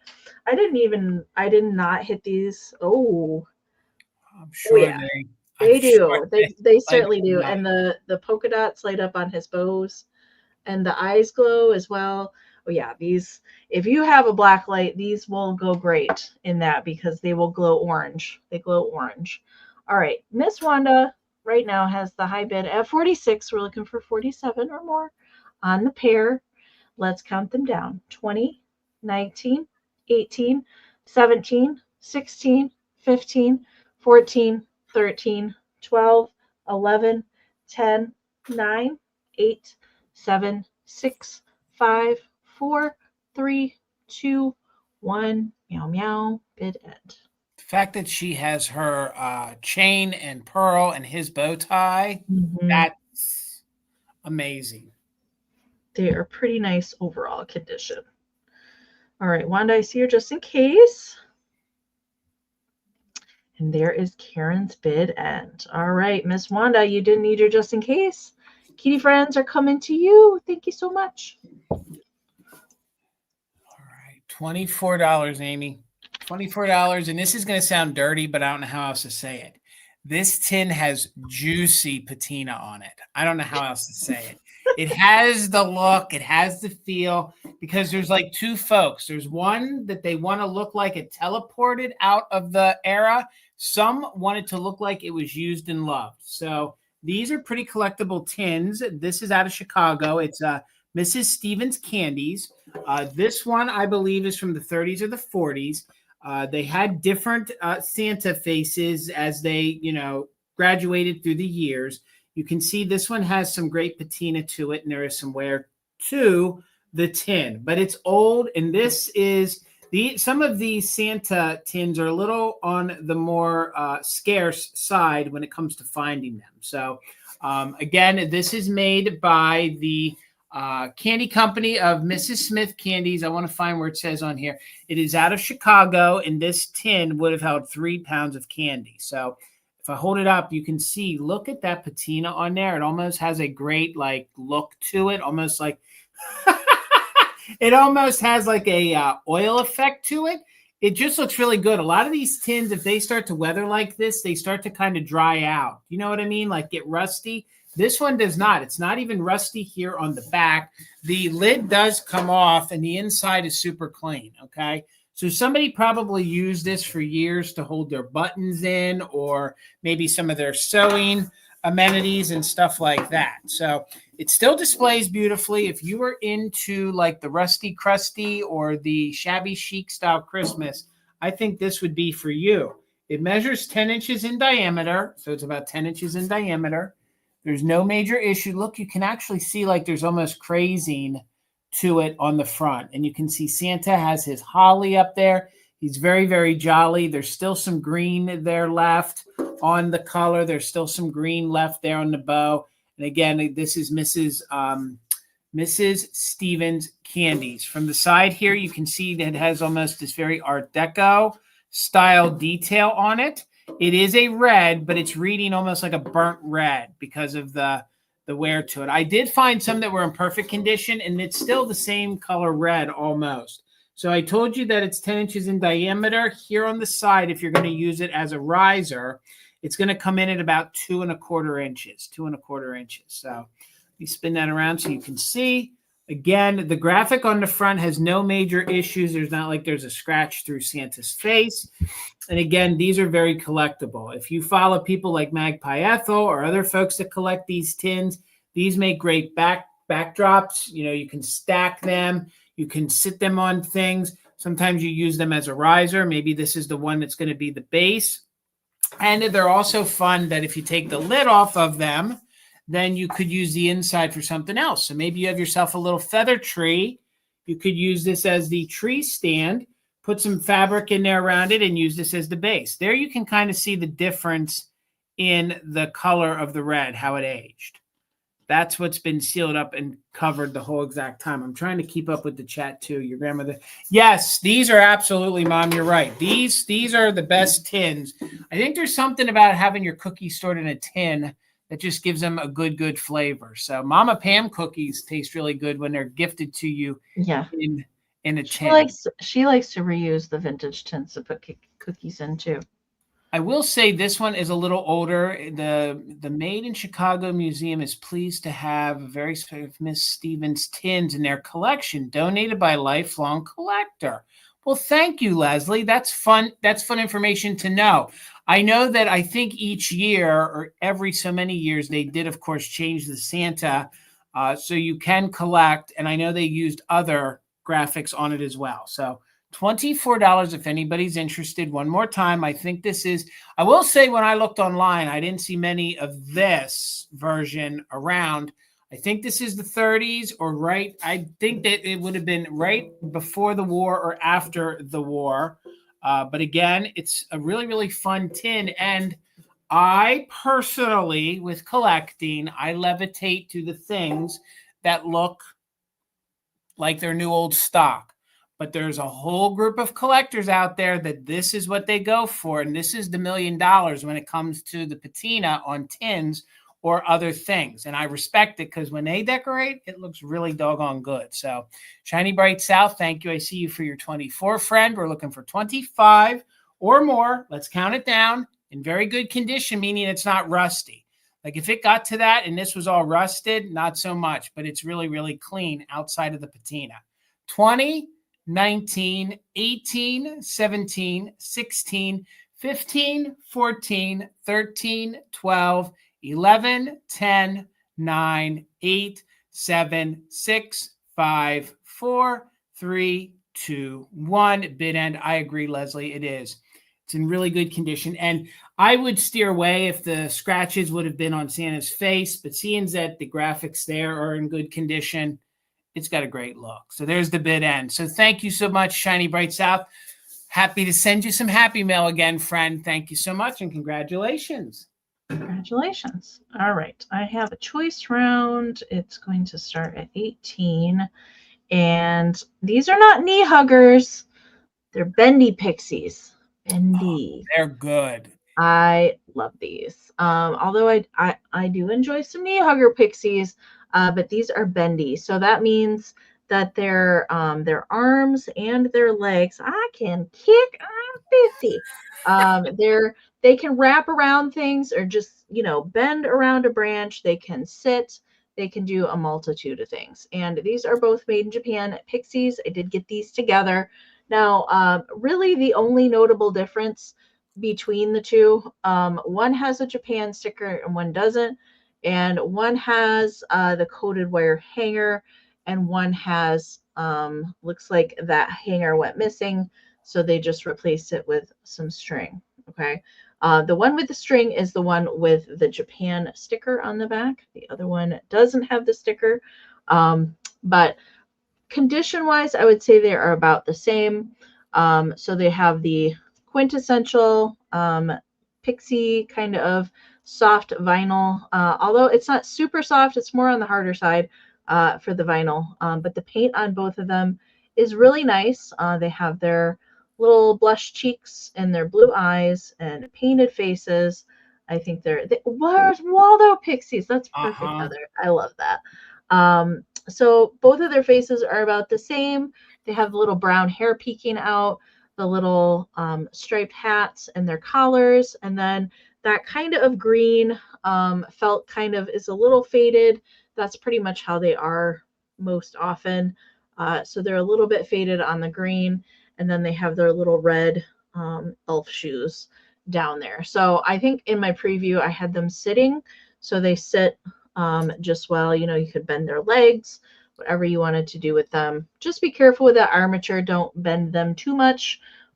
You don't want them to split or come out of the little felt on their hands. All right, so measurement for them, they are 9 inches tall from their feet to the top of their hats, not including the hangers, and they do date to the 50s. Okay, I see Miss Wendy's in there at 19. Thank you so much. We are looking for 20 or more on choice of the bendy striped pixies. All right, and we're going to count it down. We're looking for 20 or more on choice. 20, 19, 18, 17, 16, 15, 14, 13, 12, 11, 10, 9, 8, 7, 6, 5, 4, 3, 2, 1. Bid end. So the one with the Japan sticker on the back is the one that has the string holder, and this guy with the wire hanger does not have the Japan sticker. If that is something that you look for, I mean, I do like a sticker. But. All right, there is the bid end from Karen. Thank you so much. All right, Wendy had the high bid at 19. Phil put in a just in case. So Phil for 20. Let me know if you want. So we'll call this one sticker string hanger. So you can do sticker or no sticker, or if it doesn't matter to you. I have never seen these before, ever. They're fantastic. And now I can't unsee that they look like Waldo. There's different colorway for these two. There's different stripes with the string. Okay, so you want the one with the sticker, Phil? With the string, not the wire. Pretty sure that's what you mean. String with the sticker. I think that's what you're meaning. You can't resist that face. That's my favorite pixie face. Yeah. So Wendy, if you would like the other one, so this one is the wire hanger without the Japan sticker on the back. Yes, with sticker. Okay, that's what I thought, Phil. All right, Wendy, let me know if you want this guy, and I'll just watch the chat. Thank you so much. All right, $18, and you're gonna get the set of 8 ornaments. Okay, you're gonna get the set of 8 ornaments. There is one that has a small condition issue. You're gonna have to glue the little bead onto what was the price, Jason? I'm sorry. 18, and you're gonna get $18, and you're gonna get 4 of the green ones, 4 of the red ones. All right. These are super 1960s. If you guys love that 1960s retro kind of mod feel, these are for you.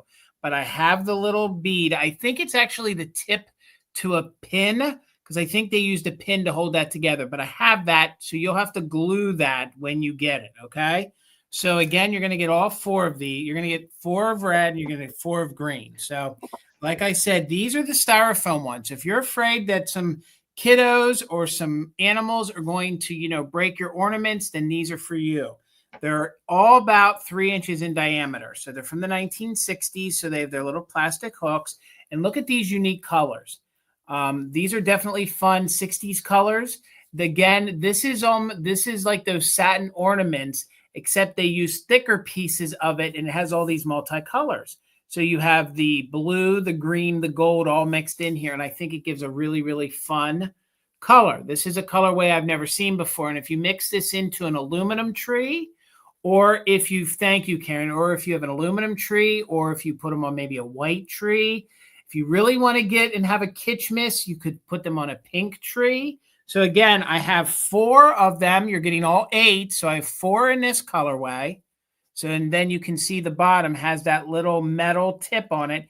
And then one of them I had to adjust, and it's a little pin that's holding that up in there. So usually sets like these sell sets of 4 for a minimum of $20 to $25, but you're going to get all 8 ornaments for only $18 if you're interested. They all have their original plastic hooks. So all you have to do is get your metal hook. So there that is. So now you're going to get, and there's no fraying to them. So then the other 4 are this color. So this color has orange in it, which is a hard color to find at Christmas. Orange, pink, red, and gold all mixed in. So again, look how great these are going to be on your Christmas tree together. So you're getting 4 of this colorway and 4 of that colorway. The only condition issue is one of these red ones. So we're going to just, for easy, we'll call this red and this green. One of the red ones, the tip of the pin has come off, but I have it, so you'll have it also so you can glue it on. Maybe you don't care, because a lot of times you tuck this into a tree, you don't see that. So thank you, Ma. I think these are very unique. In all the years of collecting Christmas and 50s and 60s Christmas, I've never seen this colorway. You can see where they kind of crisscrossed here more of this ribbon, and it has this metallic thread that's threaded through it. So again, if you look for unique ornaments, especially some of these non-breakable ornaments, this is a really fun colorway. Maybe there's even some sort of a, hello, Kim, good to see you. Maybe this is some kind of alma mater, or, maybe college team or sports team color there. I'm not too sure, but I think they're really, really fun. Again, if I didn't say so, they're 3 inches in diameter, and you're going to get 4 of each. So we're looking for 19 or more. We're looking for 19 or more. You're going to get 4 of these red ones. And again, like I said, you can see in there's a little bit of pink mixed in with orange and gold and red. And even when those colors go together, it almost gives it, even from far away, imagine that on your Christmas tree, you can see that it's almost orange in some lights. It's almost pink. And then in some lights, you can really see the red coming out of it again with this. I think these are fabulous. If you guys have an aluminum tree, I think these are going to look so good on it. And you're getting them all. I'm asking 18. We're looking for 19. You're going to get 8 in total. 8 in total. 4 in the green and 4 in the red. Look at that colorway. Amie, have you ever seen this colorway? I've never seen. I mean, I look at those kind of ornaments all the time, but no, I've not seen ones quite like that. I mean, these are not homemade ornaments. These would not be kits. These were made in a factory, and probably, I want to probably say they're probably made by Polaron. Probably those Polaron ornaments. A lot of these silk ones were made by Polaron, and usually they used a little plastic tip. A lot of times those little tips are missing, so you have to come up with another way to hang them. These are ready to go. You literally get these, And you can hang them right on your Christmas tree. Heck, you could even craft with these if you want to. So Abby, thank you for the 18. We're looking for 19 or more. Maybe you know somebody who's into mid-century and they don't have a lot of ornaments. This would be a good gift for them. So just one more time so I clarify, it's not choice on colors. You're going to get a set of 8. You're going to get 4 of these red ones, and then you're going to get 4 of these green ones with all these multicolors. All right, guys, let's start a countdown. If anyone else is interested, we're looking for 19. Let's count it down. We are doing just in case. Abby, you might want to use it just in case. And there we go. There's your colorway. You'll get 2 more of each coming to you for the bid. 20, 19, 18, 17, 16, 15, 14, 13, 12, 11, 10, 9, 8, 7, 6, 5, 4, 3, 2, 1. Bid end. Could you imagine a white tree with these on? I mean, that is very a white flat tree. Yeah. Super mid-century, you guys. And these I could not find online anywhere, but they're high quality. So just waiting on that bid end. There it is. Thank you so much. So for $18, Abby, I don't know if that's your original name, Abby. If you could just make sure you email me. I feel like with the new screen names, I feel like everybody's new to us. So Abby, I know. You could be a routine customer. You could be one I had in the past. If you're new, please email me your information. But I got you, Abby. They're yours for 18. Thank you so much. So if you didn't hear us the past, has it been 2 weeks since we've it's been, noticed I this? think 3 weeks. Been 2 weeks. Yeah. That YouTube did some sort of update, and some of the channels have changed. Like your screen name looks different than what you originally set it as. So you have to go back in your settings and change it back to how you had it. And some channels changed and some didn't. So I'm not sure why I got nominated to change, but mine have. Okay. So Parmesan knocked my door open, so it's wide open. So I'm going to try and be not quite as loud here. I have a choice of Nancy and Storybook dolls, and I have 3 of them tonight. They're all in their original boxes. And I have 3 different ones, and they're all equally as cute. They're all different. Okay, so this is the first one, and she is dressed in teal. So she is teal with a little wool felt coat and hat, and her little teal dress. She is number 112, Dillard Dollar, a scholar. All right, so she is that one, and she is in her little original polka dot box. Okay, all in good shape. All right, and then we have number 129. She is Annie at the garden gate. There she is. She's got little fruit print on her dress, and then she's got little cherries up on her hat. So cute. There she is in her little hat. Love, love. And then the last one is, I wrote it down.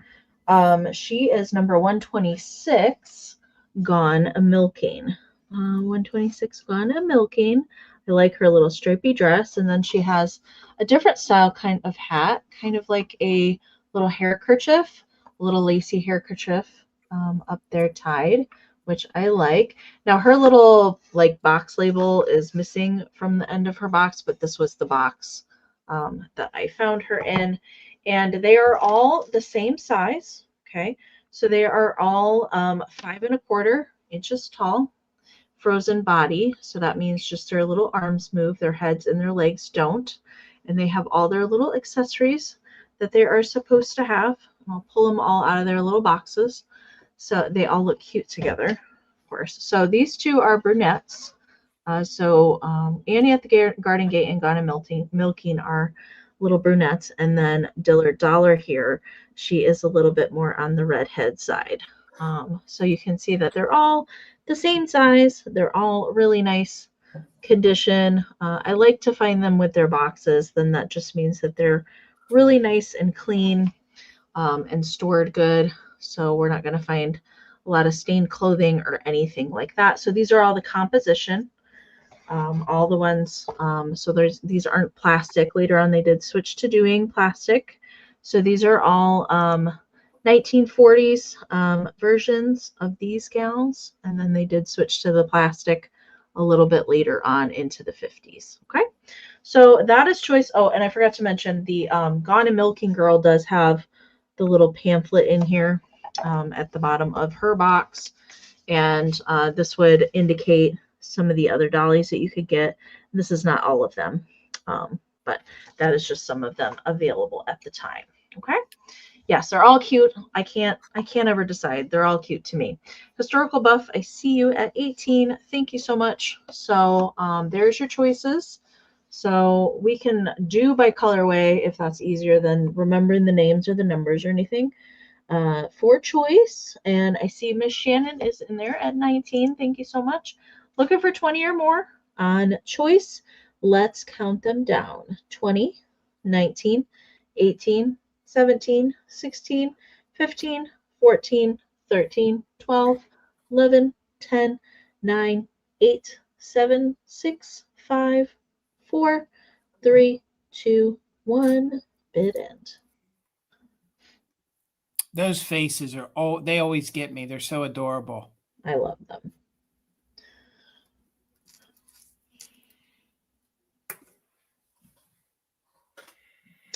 All right, there is the bid end from Karen. All right, Miss Shannon, you are my winner. So we're going to go red for Gone a Milking, blue for Miss Diller Dollar, and fruit for Annie at the Garden Gate. Hopefully that's easy stuff to type in the chat there. Red, blue, fruit. Or a combination. And they all do, the boxes all do have their lids as well. The girl with the fruit would look really good in your kitchen decor if you have, like, you know, those canisters and things.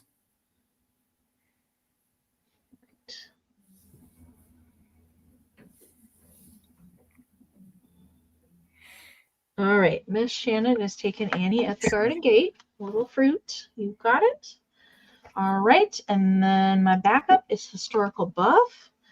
If you would like blue or red, so Gone a Milking or Diller Dollar, you let me know, and I can just watch the chat. Anything left over will come back at the end. Thank you so much. All right, Jason. $16, Amy. Hello, Heather. Good to see you. And Historical Buff's taking the blue one, Amy. You got it. All right. Thank you so much. Well, I have some, quote, plush of the evening. I have a very, very mid-century style owl. He is that very, very typical 1960s, 1970s. I don't want to say he's filled with beans, but he's filled with some kind of weighty material that kind of holds him almost like a little bean bag. So he's in very, very good, clean condition. Sometimes you just have to move his ears or things to kind of get him into the look you want him to be in, but he's very, very fall looking. He has his original little tag right here. It is curled up. I'm happy they kind of left it on, so it does show all new materials. There we go. Get it to focus. It shows that it has like, oh, I guess it is like a sand on the inside.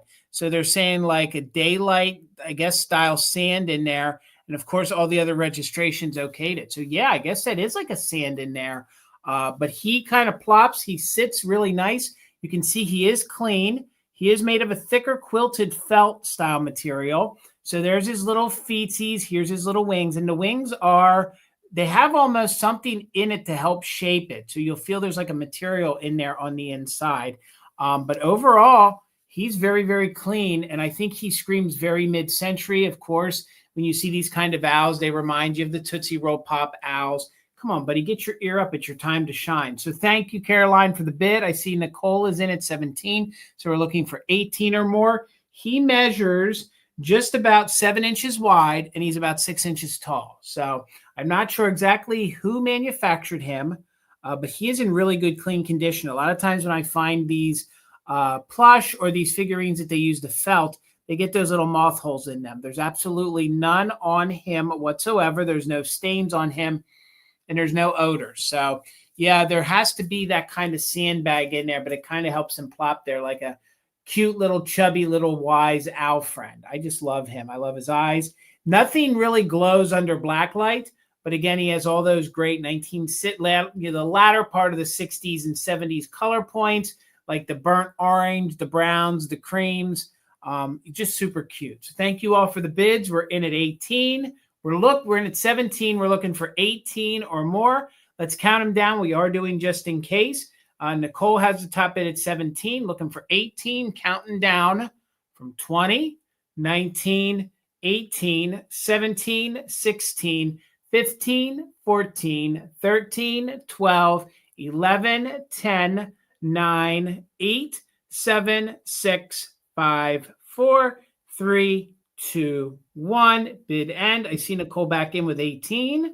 Looking for 19 or more now, and we are doing the just in case. He's probably the late 60s, early 1970s. He's in really, really good condition. And he has his little tag here to prove that he's not a homemade jobby. He's definitely manufactured. So there's the bid end. Thank you so much, Karen G. So Caroline had a just in case of 26. Nicole got in there with a just in case of 38. So for $27, Nicole, whoo, he's coming your way. Thank you so much. Thank you both for the bids. He's cool. All right. I have another choice round, and this one's going to start at 30. We're going back to Christmas. And these are getting harder and harder to find. I love these. I just don't see these as much anymore. And I have 2 of them. All right. And really they're about the same. Okay. As far as looks go. All right. But I have 2 of the mercury bead reflector flower metal wreaths. So I have 2 of them. And they're both in the same condition. Really not much of a difference between the 2. But I want to go around and look at each one.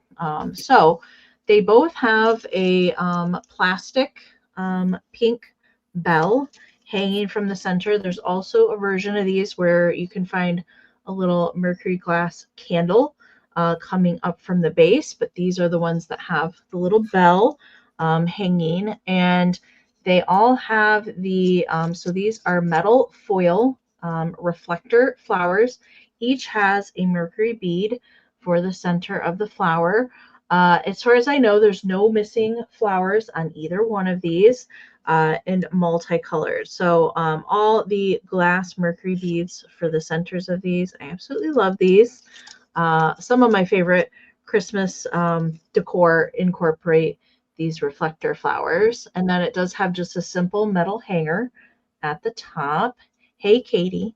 And then they are covered with foil on the back side. Okay. So these are not the largest that you could get of these. They do come in a little bit larger size. These measure 8.5 inches in diameter, and these do date to the 50s. Okay, so same era, you know, as the mercury beads from earlier today. So that is the first one. And the second one is pretty darn close. It just might be the difference in where they place the color of the mercury beads throughout the wreath. But they all in relatively good shape. There's a little paint scratching on a few of the beads. That's pretty typical for these. But same with the bell in the center is hot pink or magenta pink for the bell. And these bells don't have clappers because they're plastic, but they're just meant for decor. And there is the back of the foil for that one on the back. So very much similar condition-wise. Not really too much. If these are stored incorrectly, the foil does tend to tear and be kind of a mess on the back. I had one several years ago that was from my personal collection, and mine was not in the best of condition. These are actually much better condition than mine was that I used to have. Jason, do you see these anymore? Because I don't. These are so doggone hard to find, and there's some people that are hunting for these. And I mean, these, I think I had, okay, I've been selling live now for I had one in 4 years, and it didn't even have the bell, and it was missing 2 of the mercury beads for the flowers. These don't come around, especially like this condition. They just don't come around. Right. They don't. So 8 inches in what did I say? 8.5 inches in diameter. And I believe that the bigger size of these are around 10.5 or 11 inches in diameter. And there are some smaller ornament size ones, but I just don't ever see those. I don't ever see the small size ones. But these are great for hanging on a door, or they could make a cool Christmas tree topper. If you didn't want to do an angel or a star, then you could decorate with all the colors in there. But we'll go ahead and bring those back. Get Jason going. Joe's right. If you took I did not make these. No, these are manufactured, Shannon. Yes. Yeah, nope. No, these, and a lot of these were made in the USA by some companies, and then there were a few that were made in Japan. They do look similar. Yeah. $20. And Joe's right. I would take the bell out and you put that around your ceramic Christmas tree. It's going to look really, really good. Oh, yeah, as a base. All right, guys. So $20. These pop-up books can go for a lot of money. This will be your opportunity to grab one at $20 if you're interested. One or two of the little pieces on the inside are missing. I think I had this same one back in July. This one just has a little patina color-wise, and we'll flip through it really fast so you can see where there's one or two places that some of the attachments, let's call them, are missing on the inside. But other than that, the book reads fine, works fine, and the book is from 1950, okay? So it is Santa Claus in Storyland, so there are a lot of nursery rhyme stories mixed in with this. So first, to start off, mine had a lot of the snow on it when I sold it. I don't know if it's missing, or this one, they just put some snow here, and then I think there was some snow supposed to be here, but it's missing, okay? But the book still would display beautifully, and at $20, as we're getting into the holidays, a lot of us Christmas decorators like to use these as the backdrop. So you put that in the back of your display. I think this is gorgeous. I love the way Merry Christmas is spelled out. I love the fact that they used the wreath with Santa, and then you have all these little elves in there. Then you have all the little children in the little holly, including a deer. And then we have some more children in the little holly berries. As you can see, it says Merry Christmas to all. So this one actually tells us who manufactured the book. And I hope I'm going to pronounce it right. I think it's Dwella Greeting Cards Incorporated. Dwella, I hope I'm saying that right. Greeting Cards Incorporated. This one we can prove that is printed in 1950. I think my version did not have a date in it. So here we have the star of the show, Santa Claus, in the front. The book measures 10.5 inches tall by 8.5 inches wide. So everything on this page, there's no writing, but there is an inscription on the back of the little youngster that the book belonged to. So Santa, he talks all over the phone very long. He's getting ready. He's out searching, getting ready for the big flight for Christmas. And he scouts out one of these pixies, and that part does work. So that pop-out part does work, where we have the little pixie friend, and they're the little Storyland band people, and that's the North Pole right there with a peppermint stick. So that part does work. $20 if anybody's interested. A pop-up book from 1950. Then we have Jack Be Nimble. So like I said, a lot of the nursery rhymes are built into this because he is in Storyland. So that part, I don't believe, is missing anything. I don't believe there would have been a pop-up in that. And then we have some more of the story with Santa. He's speaking to some of the children that are in Storyland with him, along with his little pixie friend hanging out with him. So a fun little pop-up book. And you can see that there's just a little discoloration, like patina to it. But I think that's a good patina to have. So the next page here opens up. There's no real pop-up or activity supposed to happen in here. Again, then I think we have the some more folks from the nursery rhymes. I think that's supposed to be Strange Looking in Santa. I don't know who that is. Mr. and Mrs. Jack Sprat. So that's Jack Sprat. Mr. and Mrs. Jack Sprat. I think that's them right there. They're coming on into Storyland. Really, really fun adventure there. Here is one of the areas where I believe whatever was supposed to work here, you still have the tail part that moves. So the tail still moves here. But I don't know what was supposed to be on top of the cow.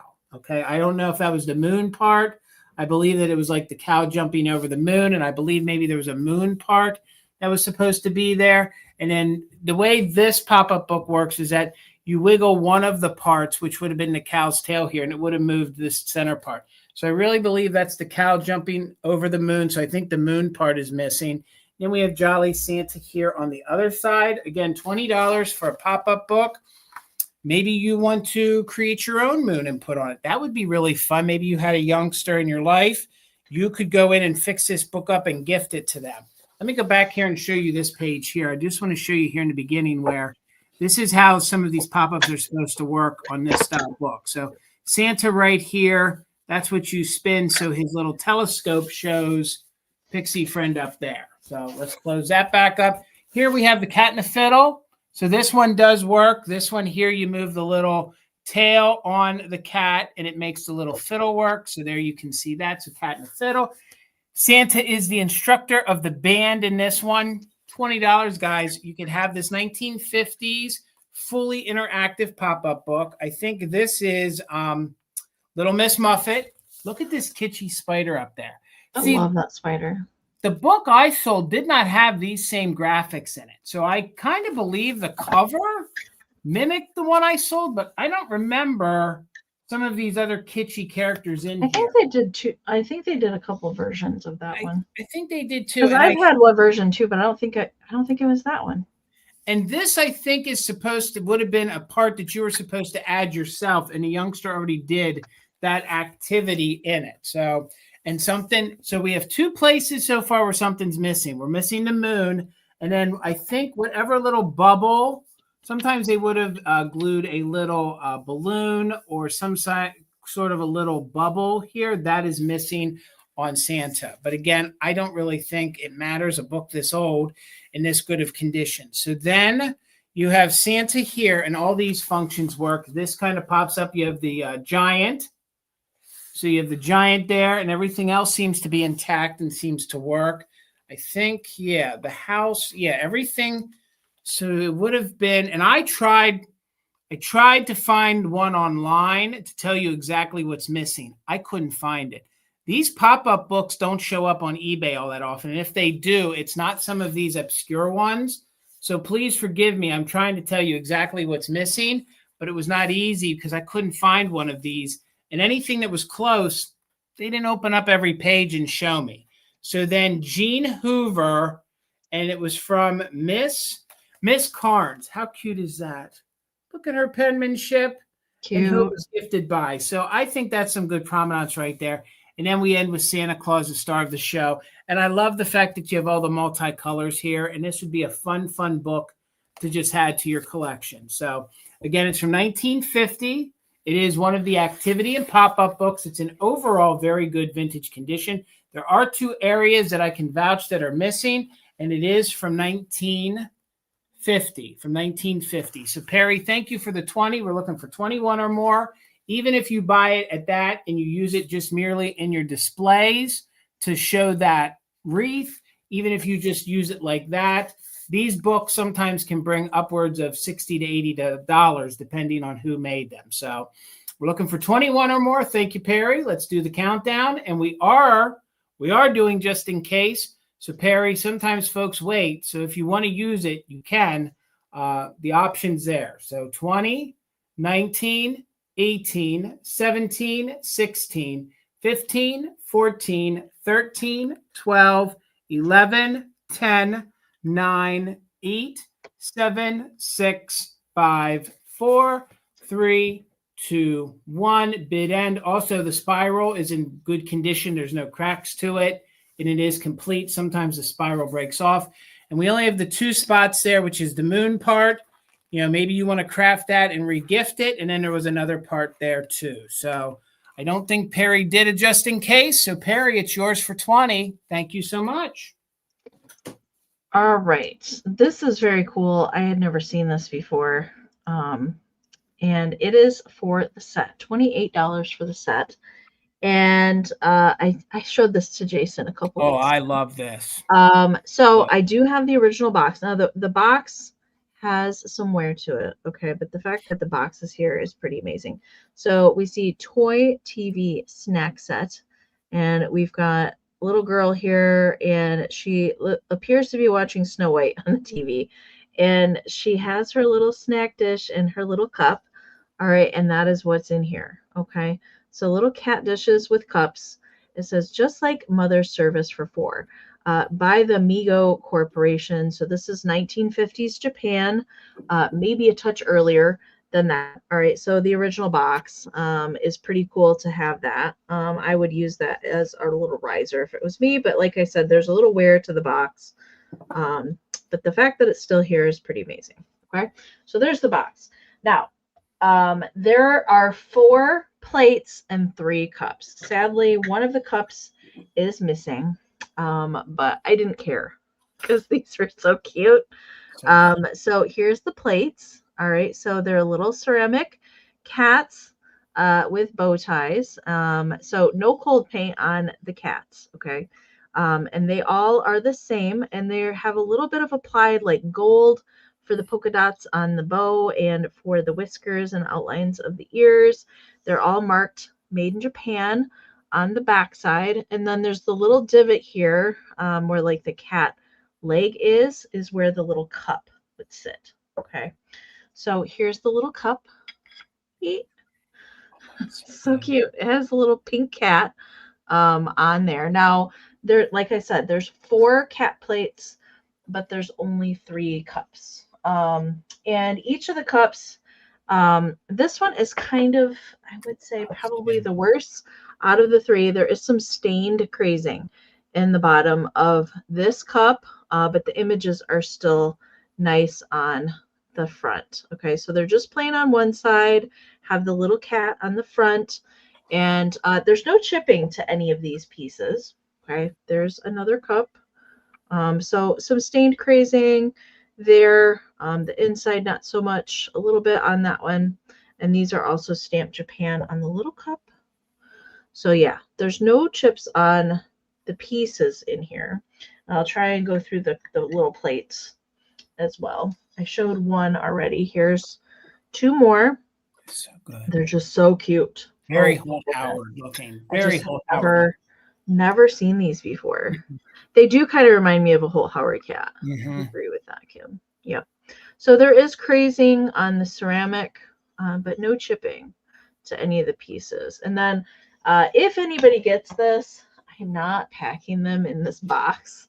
You guys know me. I will send the box because I have it, but it just has kind of that flimsy cardboard. No, I'm not packing ceramic in there. Well, you don't want to throw that in a bubble mailer and just send it on its way? No, not really. Sure. Not really. They have survived this way for quite a long time, so no, I'm not setting them in the box. But the fact that it's here is pretty cool. So I'll pack everything bubble wrapped individually. So like I said, this cup has the stain crazing, like for the most part. That's kind of the worst one. This one has a little bit in the bottom, but this one does not appear to have any stain crazing in it. And all the plates are nice shape. They are all the same. Also some crazing. There's the back side. So they're all kind of about the same. So good. Okay. He's a dapper kid. Let's count it down. I see Wishnick is in at 28. This is for the whole set plus the box. And let's count it down. 20, 19, 18, 17, 16, 15, 14, 13, 12, 11, 10, 9, 8, 7, 6, 5, 4, 3, 2, 1, bid end. So like I said, just 3 cups, but all 4 plates are there. All right, Wishnick, I see you just in case. I don't think you are going to need it. And there is the bid end from Karen. Thank you so much. All right, Wishnick, remind me if you've purchased from me before. Everybody's screen names are just throwing me off totally. So if you could just email me your info as a reminder, that would be wonderful. Thank you so much and congratulations. $12, Amy. $12, Amy. It's Jean. She says her name is Jean, and she will send Okay, Jean. Thank you. Did you say 12, Jason? $12, Amy. Yep. And I have a fun set of salt and pepper shakers. It's these cute little kitschy harvest mice. I have never, ever had or seen these before. They are made in Taiwan. They have their original made in Taiwan stickers here on the bottom. And it looks like somebody got them when they went to West Virginia. So if you're doing yourself like a little fall style display with some kitsch flair, these little cute mice, I think, would look fantastic. So this one here, I'd like to imagine is drinking maybe some hot cider. So probably some hot cider. And there's really, really great detail. Thank you, Terry. I see you're 12. So this is all cold paint and all of it's intact. They even went as far as to detail the outside of the bonnet part. You can see the pink part inside the ear. And then they have these fun little polka dots all the way around, all the way to the back. And this one is your little 2-hole shaker. So there you can see they even detailed and painted the little tie part to the back of her little apron. Again, no chips or cracks. These are salt and pepper shakers. And this one here is the one of the ones that you're going to get. So the colors on it is they actually use like a pink here in the front. So there's like some pink and gray and orange and maybe like a burnt red. So very 1970-ish, early 80s kind of colors. Great for fall. So you get her, and she has her original Taiwan sticker right here, and she has her cork. And then the other little mouse in the shaker set, she's making, I don't know, maybe some kind of a stew, something that's nice and warm for the fall season. And her hat is just a little lighter in the orange. They kind of reverse the colors. So the colorway is reversed for each bonnet. So this one is orange with the burnt red. The other one was the burnt red with the orange polka dots. Then you can see she has her white little tie back there as well. Has the original made in Taiwan sticker and the stopper. And again, they must have purchased them when they took a trip to West Virginia. So I think these, she has the 3 holes. So I think these make fun little figurines. Again, they spoke fall to me. They measure 3.5 inches tall, and they're really, really kitschy. Again, you can leave them out all year long. They match the color scheme when it comes to some of the Pyrex sets. They match some of the Merry Mushroom sets, you know, the colorways. And they're also going to match some of the Tupperware colors. So thank you, Terry. Again, I see you're 12. We're looking for 13 or more. Let's go ahead and count these down. We are doing just in case. 13 or more, 20, 19, 18, 17, 16, 15, 14, 13, 12, 11, 10, 9, 8, 7, 6, 5, 4, 3, 2, 1. Bid end. Maybe you guys have some of the Cozy Kitten stuff. It'd be fun to mix these mice in with them. Again, no damage, no paint wear. First time I've ever had this set. And they're going to you, Terry. Thank you so much, Terry, and congratulations. Congrats, Terry. Okay. What are we going to do? I'm going to do a book next, and it's going to start at 18. It is antique. It is an antique book, and I have had this book, I think, one other time, and this one is actually in better shape than the last version I had. It's from 1916. 1916 is the publication date of this. They did reproduce this much, much later.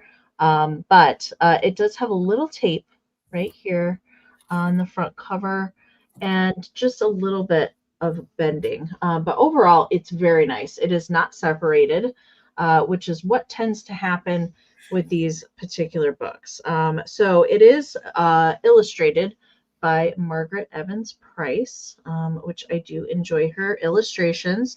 And this is a Stetcher book. All right, so we have the Land of Nod. So yes, you're going to see some pixies in here. And there is the copyright, 1916. Stetcher also did postcards, if that is why it sounds familiar to you. So we have the Land of Nod. So cute. I love this book. I love all these kind of books, but I usually don't find them in good condition. Here we go. I love this here, this imagery here with the pixie offering up some sugared plums. All right, there we go. And so there's a mixture of colored plates in here and some bicolor plates as well. So it is a good one. I agree, Weems. Here we go. We got the little leprechaun here. And here is, he crept to the children's bed. Crept. And then, yes, usually these pages can get just really poor condition. These are very, very nice, which is why I picked it up. And there's another pixie illustration there. She's enjoying some cherries and some fruits before they went to Betty by. The Mumbly Mound and the Scarlet Way. We've got the little leprechaun and the candle. I wanted to show the whole inside of this one. Very cute. I like Margaret Evans Price illustrations. I just don't come across hers very often. We got a little hanging out on the mushroom. And then here is the last graphic. Out at night, they say, when the work of the day by the leprechaun is done, he leaves his last and he sails so fast to the land of Nod for fun. Little pixie graphic to end the book, the land of Nod, and there is the back cover. So overall, really good condition for 1916. I would say this was stored pretty well. Besides that little piece of tape that is up here and just a little bit of wear in a couple spots, overall it's very nice. It is a larger book. I will count it down shortly. I did measure this. I thought I wrote it down. It is 7 3/4 by 14. Okay, so that's the size. Let's count it down. Delights of Mine is in at 19. I see Perry came back in there with a 20, so we're looking for 21 or more.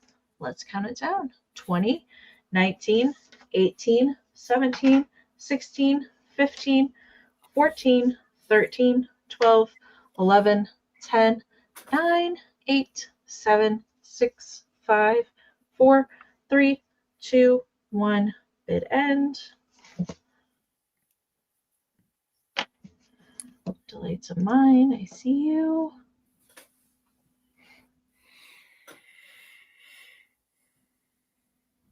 And there is the bid end from Karen. All right, Delights of Mine, you got your 22 in there right before Karen's bid end. So it's coming to you. Congratulations. Thank you so much. Hi, Karen. All right, Miss Amie, $12 choice. $12 choice. And these are probably from the late 60s into the early 70s. These were most of them were made in Germany, and then they were distributed by Hallmark. So you'll know what they are when I show them to you. So this is the first one that you could choose from. This screams 1970s. It is marked that it was made in West Germany. These are those little bowls or plates that you would have used and discarded or kept year after year. I like offering these up for sale because they look really good in your displays. Whether you lay them down on a table, you put them in a plate rack, they're really fun to decorate with. So $12, and these are higher quality. Once they switched out from these in the mid-70s, they went into the plastic ones, and then they would crack after a couple years. So, and the three I show you, they're going to range in diameter from 10. This one's 10 inches in diameter to about 11. So this will be your first one. If you're thinking maybe you want to use this in your fall display or heading into the harvest season here or Thanksgiving, this would be a nice one to use. It's going to be upside down, but you can see the gold lettering there. This one says that it was made in Western Germany. So Western Germany. So there's what the back looks like. It's a lot of the same kind of design that you find on the inside of candy containers that are made in Germany. And it's a very nice, high-quality pulp paper plate. So this could be your first choice. This one we're going to call pumpkin. So you can see there are some grapes in there. You have some pumpkins. You have some apples and some leaves. I think it's a big nut cup, Joseph. I think it is a really big nut cup. Really big nut cup, Joe. So the only condition issue is there was a little flake right here that has come off, and this one is metallic. So if that one doesn't get you, this one is really fun. This one here is also made in Western Germany, and it is all nursery rhymes. So I know a lot of us like to collect the nursery rhyme books. This would be fun if you hung it on the wall or used it in your display. So you can see, I think we have Jack and Jill down there. We have some other ones around the side. It'll be upside down as I spin it. So we got like Snow White. We got the Seven Dwarfs. Who else is on here? We have, I think this is Cinderella. So we have Cinderella over here. We have, who's the one with the wolf? I'm drawing a blank right now.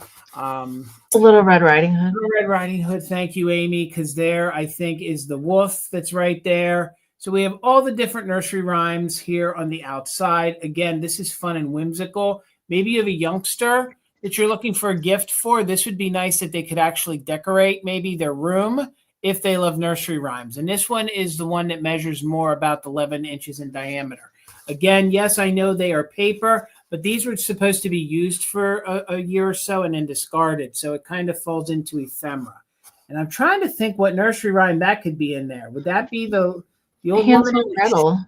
Is it Hansel and Gretel? Do you think that's what? I thought that was. Do you think that's Hansel and Gretel? That's not Jack and Jill, is it? No.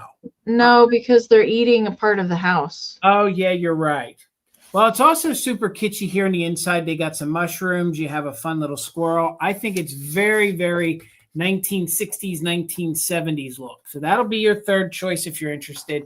And this one is my personal favorite for your Thanksgiving table. And I believe this is one that was made in Western Germany and then sold by Hallmark. So believe it or not, these are very collectible and they are on the harder side to find. So $12, this is your third choice. So this one, the last one I showed you would be Fairy Tales. This one's going to be Turkey. So I don't think you can get much more 60s, late 60s or 70s when it comes to the graphics on the turkey here. So some of them do fluoresce a little under black light. This one really fluoresces under black light, so all the turkeys are going to glow for you. And this one here, if we can get it to show my camera, this one was distributed by Hallmark. So it does say Hallmark right there. I do believe if you're fortunate enough to find some of the other pieces, they would have done, of course, plates and napkins and all sorts of things to match this. So this one you'll claim as turkey. There's no major condition issues. Just remember that this is like a very, very, very thick, like cardboard almost, sort of like some of the pieces they would have used in Putz decor or like those candy containers. So Caroline's in at 12. So this one is turkey, 11 inches in diameter. This one is Fairy Tale, same exact time frame as the one I just showed you. This one's 11 inches in diameter. And then I really, really went out of my comfort zone. And I thought this would look really good in your fall display as well. It would look good on a table. Maybe you want to put something in it to gift it. And this one we're going to call Pumpkin. So it's Pumpkin, Fairy Tale, and Turkey. So let's count it down. We're looking for 13 or more, just in case for active bidders. 20, 19, 18, 17, 16, 15, 14, 13, 12, 11, 10, 9, 8, 7, 6, 5, 4, 3, 2, 1. Bid end. Turkey, Pumpkin, and Fairy Tale. It's like I'm speaking in tongues in code. Fairy Tale, Pumpkin, Turkey. Again, some of them look well together. All right, there's our bid end. Thank you so much. So Caroline, Turkey. I feel like I'm doing your eye thing. Turkey, Pumpkin. Better at 1 or 2. Fairy Tale. I got you, Caroline, for the turkey. Thank you so much. Congratulations. All right. I have a Joseph Originals little girl up next, and I've never run across her in the wild before. She's actually not very easy to find. And I don't think I've ever had any from this particular series before. So she is an angel from the Little Commandments series, and she is Say Please and Thank You. Say Please and Thank You. She's eating a cookie. Can you see that? She has Adorable. A little cookie in her hand. She's taken a little bite out of it. She's adorable. No damage to her. So no chips, no wing repairs, no finger missing, nothing really to note except for a little bit of crazing on her. So there is a whole series of these, different colors. All right, she does have her Joseph Originals foil sticker. She is in light blue. And then she has these tiny little applied kind of purpley pink flowers at the bottom of her dress. And she's got kind of a gold bow up in her blonde hair.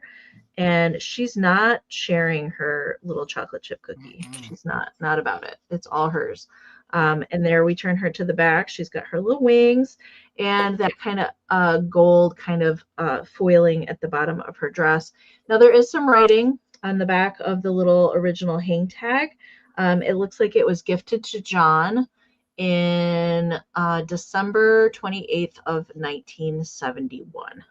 A little provenance on the back of the original hang tag there, but I don't think that was going to take away from it at all. It's also molded in the bottom of her Joseph Originals. Okay, so that would have had a little Japan sticker on the bottom, but she isn't. Nope, she's actually holding a little cookie, Lisa. She's holding a tiny little cookie in her hand that she's taken a bite out of. That's what's in her hand. All right, and she is say please and thank you. Say please and thank you. Adorable. Thank you for my cookie. Okay. I see Chrissy is in there at 19, just popped in there, and Shannon was at 18. So we're looking for 20 or more. I did measure her. She does measure 4 inches tall by about 2.5 inches wide. And yes, there are several other gals that go in the series. They're just not super common. All right. Let's count them. It's Gavin's Angel. Eating a cookie, Karen. Yes, I agree with that so much. Okay, let's count her down. 20, 19, 18, 17, 16, 15, 14, 13, 12, 11, 10, 9, 8, 7, 6, 5, 4, 3, 2, 1. Bidette. She's really happy to have that cookie. She is. I'd be I happy. bet it's a Mama Pam. It's a Mama Pam cookie. Say. I'd be happy to have a cookie too. I have that smile when I've had them. Uh-huh. All right. There is the bid end from Karen. Thank you so much. All right. So Chrissy had the high bid at 19. Miss Shannon used it just in case. So Shannon, it's yours for 20. Thank you so much. $18, Amy. And this is just different, okay? If you guys collect candy cane stuff at Christmas time, I don't condone smoking, but maybe you want to use it to put your incense in. Maybe you just want to decorate your coffee table with it. It is Japan made. There's remnants of a sticker, and it's these fun little candy canes, and it's an ashtray. In all my years of collecting ceramics, this is the first time I've ever had one of these. I think it's just really fun. You could use the inside of the ashtray here. You could put some candy in there. Maybe, we do say paint pens. I mean, you could use these ashtrays as paintbrush holders. You're not going to do that with this. Maybe you want to use it to hold your incense, or maybe you just want to put it on the table, of a bygone era. I mean, there was not a picture, from the 50s or the 60s that did not have an ashtray or uncles or aunts smoking. So just put it on there for nostalgic value. But again, I think it's super neat with these two candy canes that are facing each other. It's just like a really, really fun ceramic dish with no chips or cracks. There is a little bit of crazing to it. Truth be told, it's a very heavy piece of ceramic. It's not like a thin. It's very heavy. Absolutely, Kim. You could put your ribbon candy in there, all sorts of things. There's remnants of a sticker here, so I did not remove it. I do know that it's been a long time since I've brought an ashtray to a sale. Exactly. Put your Hershey Kisses in it. And I know folks out there collect lighters and ashtrays. Oh, Joe, that would be so fun to put like candy cigarettes in there. Absolutely. And these candy canes are just 3-dimensional. I'm not sure who made it, but I do know that Lefton and some other companies made candy cane style utilitarian pieces like dishes and stuff. And I just thought this might be nice to add into it. And especially at Christmas time, these ceramics, if you have pieces that you've never seen before, they're kind of a fun conversation starter. Plus, if you're looking for maybe something for the mail in your life, it seems that we kind of push ashtrays over to the mail collecting side of things, although that's not true. But maybe you have a mail and you want to gift him something for Christmas. This might be fun. It measures about 2.5 inches tall. So here on the side, from the very bottom foot all the way up, is about 2.5 inches tall, and it's about 5.5 inches in diameter. There's a little teeny tiny speck of little green paint. I'm going to be honest with you. I don't think that's paint wear. I think that was in the factory. A lot of these pieces, they painted them so quickly, they did miss little spots. So there is a little bit there. Oh, yes, absolutely. You could even take like some of the Mercury garland Amie had and just kind of lay it in there if you want to as display or decor. Well, I'm looking at it more of a service piece. You can, carry the candy canes as the handle and fill it with cheese cubes. That's pricey. Amie, I like the way you think. Absolutely. So, and then I guess you could have, if it used it for its intended purposes, you would shake it out. So again, it's just a unique piece, especially, oh yes, red and green M&Ms would look fantastic in there. For years, in our house, we don't smoke. We never smoked in the house, but I collected Christmas ashtrays. It just kind of looked, and we added them in, and I thought this would be something different that somebody would want to add into their display. Even the fact that they went as far as to make sure they had the little holly leaves there, along with the little holly berries. Oh, some famous buttermints. Absolutely. Absolutely, Kim. Put some buttermints in there. Again, you could put this on the table with some after dinner mints, and this is glazed enough that you could put something on here if you wanted to.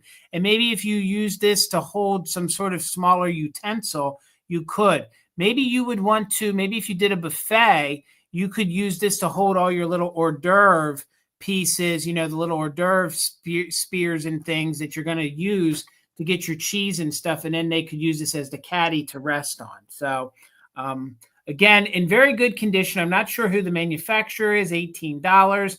I thought it would be nice to add into your Christmas displays. And again, it's just something different. I couldn't even find any examples of it, even when I did oh yeah, Joe, some sugar cubes. I couldn't find it on a image search either. So we'll sit it to the side and I'll bring it back for the recap. Thank you for letting me show it to you. I've never seen that before. No, that's why I brought it. It's cool. Different. Yeah, multi-purpose. Exactly. All right. This is not for choice. All right. This is for the entire set. And there's 5 here. And these are the Jewel Bright diorama ornaments in the diamond shape with the little bottle brush trees covered in mercury beads and a little ribbon. All right. So I have 5 of them here in different colors. All right. So I'll tell you each one. The only one that I don't have is blue. They did come in a rainbow of colors, and they did these dioramas in lots of different shapes, but I really like this very mid-century kind of diamond shape. And this one is pink, and all the trees are the same on the inside of these, and they do all have the little metal wire hangers still attached there, but mirrored on the back side to reflect all the pretty lights on the tree, and then they're mirrored on the inside, just silver. It's the color is the backing that you're going to see. So pink on this one, and all of them are good shape. All of them measure 5.5 inches long. So pink on the first one, and yellow on the next one. So they all have the little tiny mercury beads on the little tree that's on the inside attached. So this one's yellow on the back side. I really love these. Amie, I never find these. I love the jewel braids. Find the ones with the trees. Love the jewel braids. There's some with pixies and Santas and angels and nativity and all sorts of ones. This one is green. KP wants to take your ashtray. I got you, KP. Thank you so much. This one is green. Like I said, there is a blue one out there as well. Joe, I see you. Thank you so much. Quintessential. Absolutely, Karen. It is. This one is green. Yes. And then we have purple, my personal favorite. Purple. These look great on an aluminum tree if you have one. I don't. I just have my little tabletop. I don't have a big one. But these are great for the color wheel too. So that one is purple. And then the last one is pink. All right. So there's actually 2. There's 2 pink ones. 2 pink ones, yellow, green, and purple. Okay. So I will try this. Try my best. Try my best here. Okay.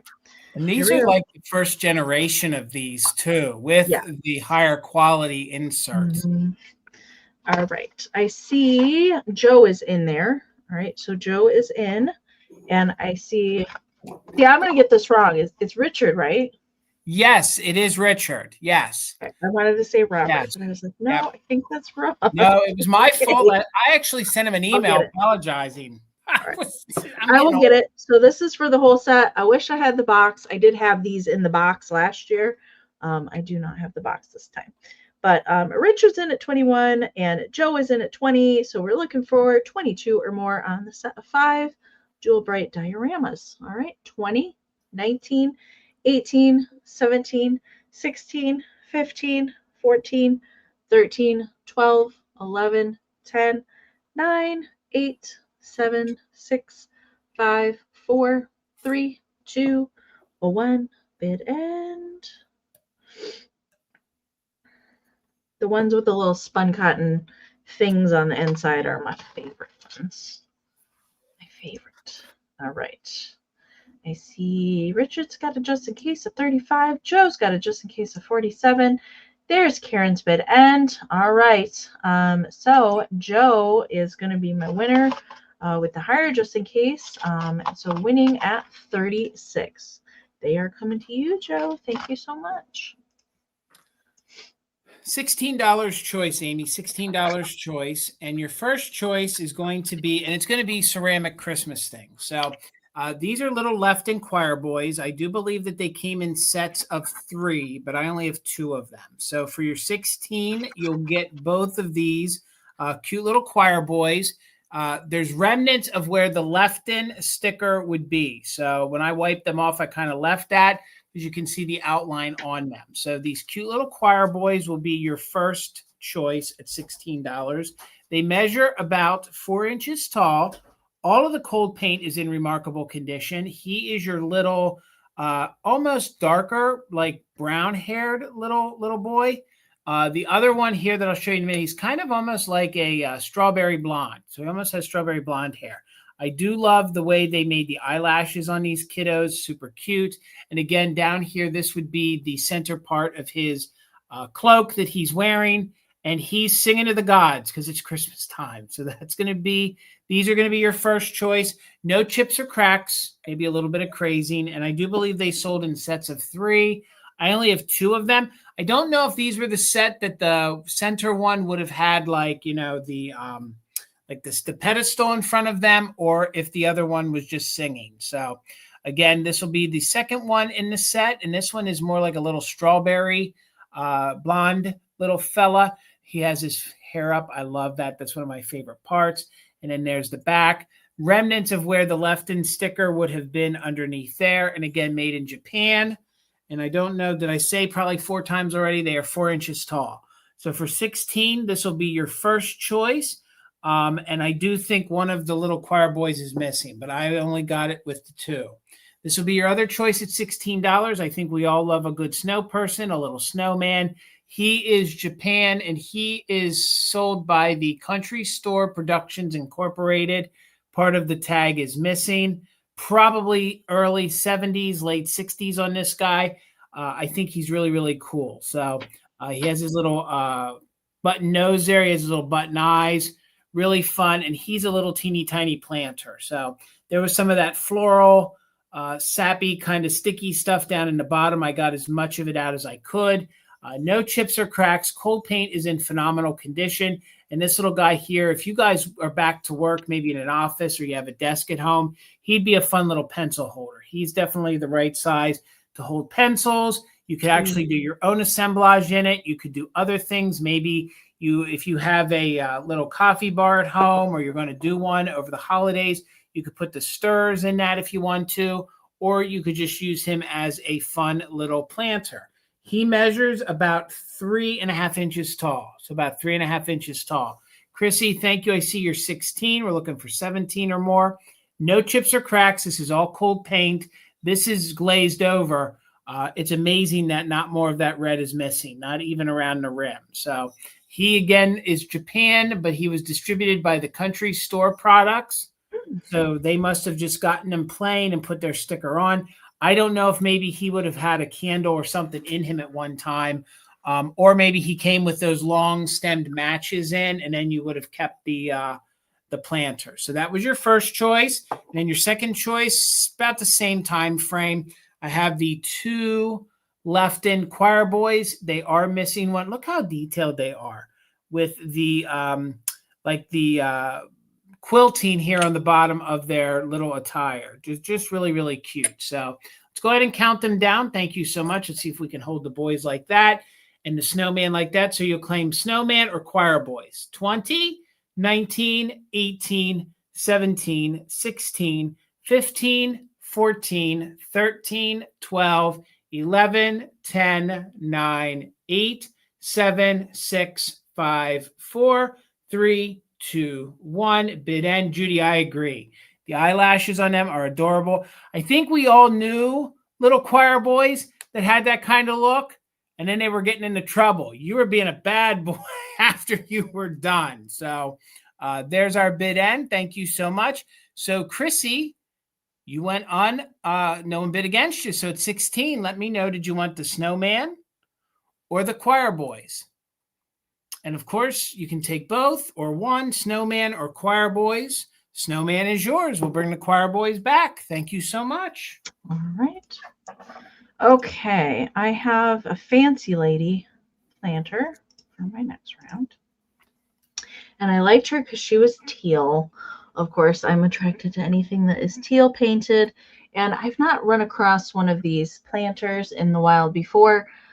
She is decent condition. I will tell you that probably a plant was in here at one point in her life, and she has a little bit of paint scratching.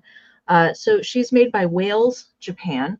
There is two other different colorways in this particular planter, a little bit different poses. So there is a little series of these gals, and it definitely looks like a left in face, but this is Wales, Japan, would have had a foil sticker here on the bottom. No longer present, but she is turquoise. I know it's showing up. It's definitely not showing up true to color on the screen, but it's turquoise teal here for her hat and her little bodice here, and then light blue for the dress. She has a little pocketbook, looks to be of little flowers there. And so there is a little paint scratching on the cold paint. So this is cold paint that's in here. And I'll turn her to the back. Now there is, this does not appear to be a hairline to me. It looks like something in manufacturing, perhaps, because it's a little like, I don't know how to explain it. It's kind of glazed over, but it's also there. So I think it's something like it didn't come cleanly out of the mold. And there is the inside. So I do believe that there was a plant in here. I have cleaned that. So there's a little bit of staining on the inside of the planter. I don't think that you can find her on the internet right now, or any of her sisters. But she's got that really nice kind of hat kind of tied onto her hair with a ponytail on the back side. So no chipping to her. It's just like a little bit of surface wear, if you will, for her. Measurement for her, she is 6.5 inches tall and about 4.5 inches wide. I just don't run across these ever. She would make a great affordable shopper girl for your non-traditional colors. She kind of does, yeah. Like at Christmas time, if you do more non-traditional colors, she'd look good. She could fit if you had like a white, I think a white sparkly bottle brush tree would look really nice coming out of the back. She definitely could work for Christmas. I agree with that. The other colorways in here is going to be like this kind of lavendery purple for one dress, and then the other one is yellows for the other colorway. But I've never come across any of them out and about before, so I had to get her when I saw her because she's just so cute. Not easy to find. So we'll bring her back. We'll get Jason going. And I think we have one more round after this. Yes? You got it. Yep. Okay. $10, Amy. $10. And I have what I believe is made by Napco-ware. It's one of these little miniature bone china style figurines. And I've had her sat on the shelf for a while because she's November. Cute. So maybe you have a November birthday. Maybe you just want to decorate with her in the month of November. Let me get some of that shine off of her. So you can see where it does say November. She has this fun daisy style flower in her hands. No chips to that flower whatsoever. And she's got this cute little yellow bow up in her hair. So maybe you guys like miniatures. Maybe you collect the month version of these. She probably would have had a Napco sticker on the bottom, but it is missing. And no chips or cracks. And she is that harder porcelain ceramic style, like, you know, they make the miniature Santas or the miniature deer and stuff like that. So very, very sweet little enduring face. Look at that. I mean, that's some high detail. And the gold part that is embossed there or stamped November is nice and crisp with no issues to it whatsoever. So 2 inches tall, 2 inches tall. She is a little ponytail girl, so maybe you collect ponytail girls. Thank you, Sandra. I see you in at 10, so we're looking for 11 or more. She has brown hair, super cute. I think when I researched her a while ago, I think they had 1 or 2 different colorways for the hair. But she's a little brown-haired girl, really cute. You can see the flesh tone on the face, and I'm amazed at the little porcelain flower there. Let's get in here close.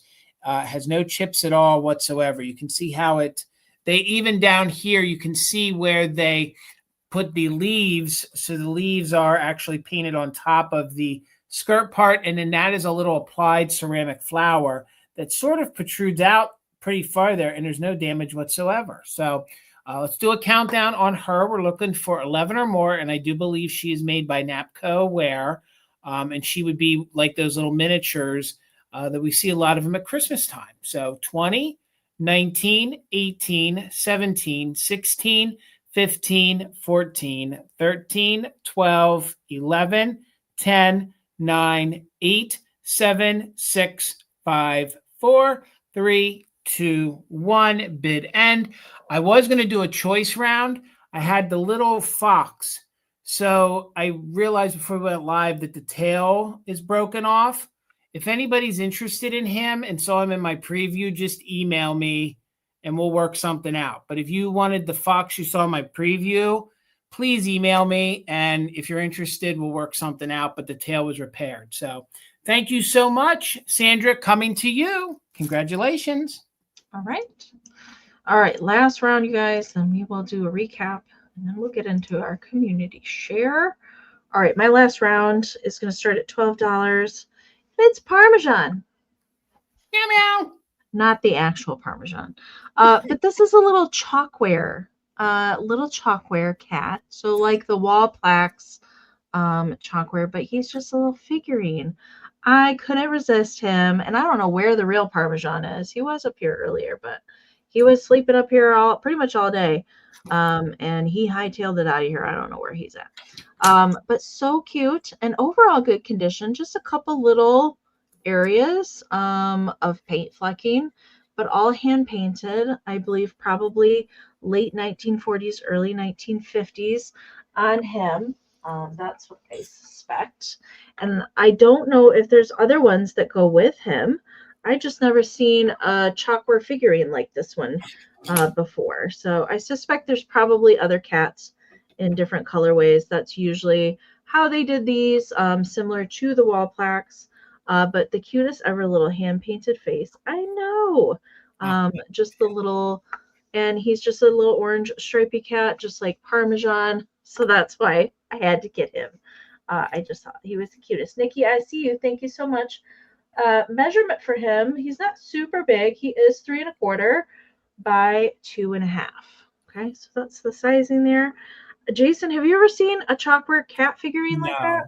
No, and I should say not one that heavily detailed. Like that one's really, really detailed. And I want there to be some sort of marking like Miller Studios or something, right. And there's just not no marking on him at all. So I don't know. I don't know who made him. I don't think that he is hobbyist. I definitely think he's a manufactured piece, but I couldn't really find out a whole lot about him. He's just the cutest. All right. And he's not like the real Parmesan, and he's not going to do bad things in your house. He's just going to sit there and look cute. All right. Nikki's in at 12. We're looking for 13 or more.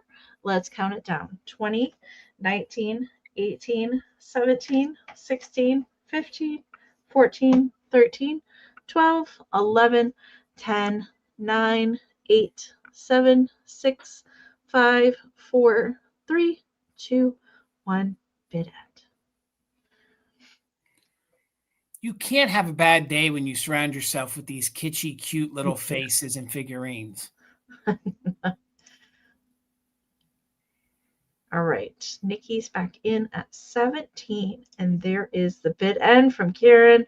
All right, Miss Nikki, Parm is coming to you. Thank you so much.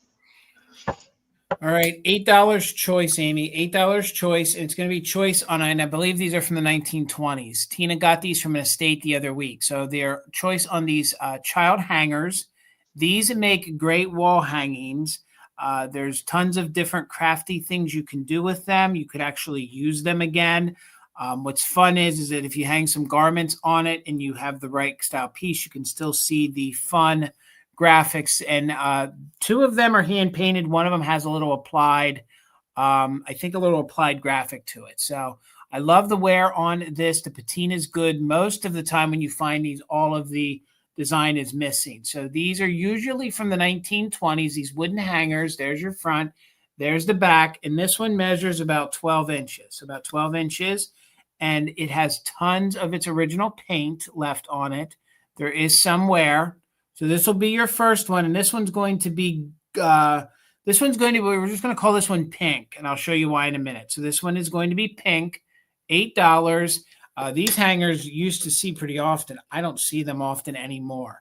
This one has almost all of its paint on it. This one I think would have been used maybe for the boys' attire. You have this little terrier, Scotty dog, running and trying to fetch the little ball. And this one, thank you, KP. I think these are cool too. This one measures about 10 inches wide. So again, these are fun if you do gallery walls or you decorate things. Maybe this one, maybe you had some children ties, little boys ties. You could hang one on either side. I've seen people take little clips and clip ephemera on these. I've seen people that actually have christening gowns or different gowns that would hang them on here.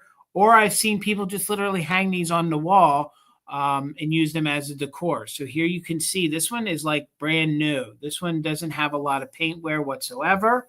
Wow. And $8 is a really good price. A lot of times, like if I price these for the shop, they can be anywhere from $10 to $20. So this will be your second one. This one we're calling dog.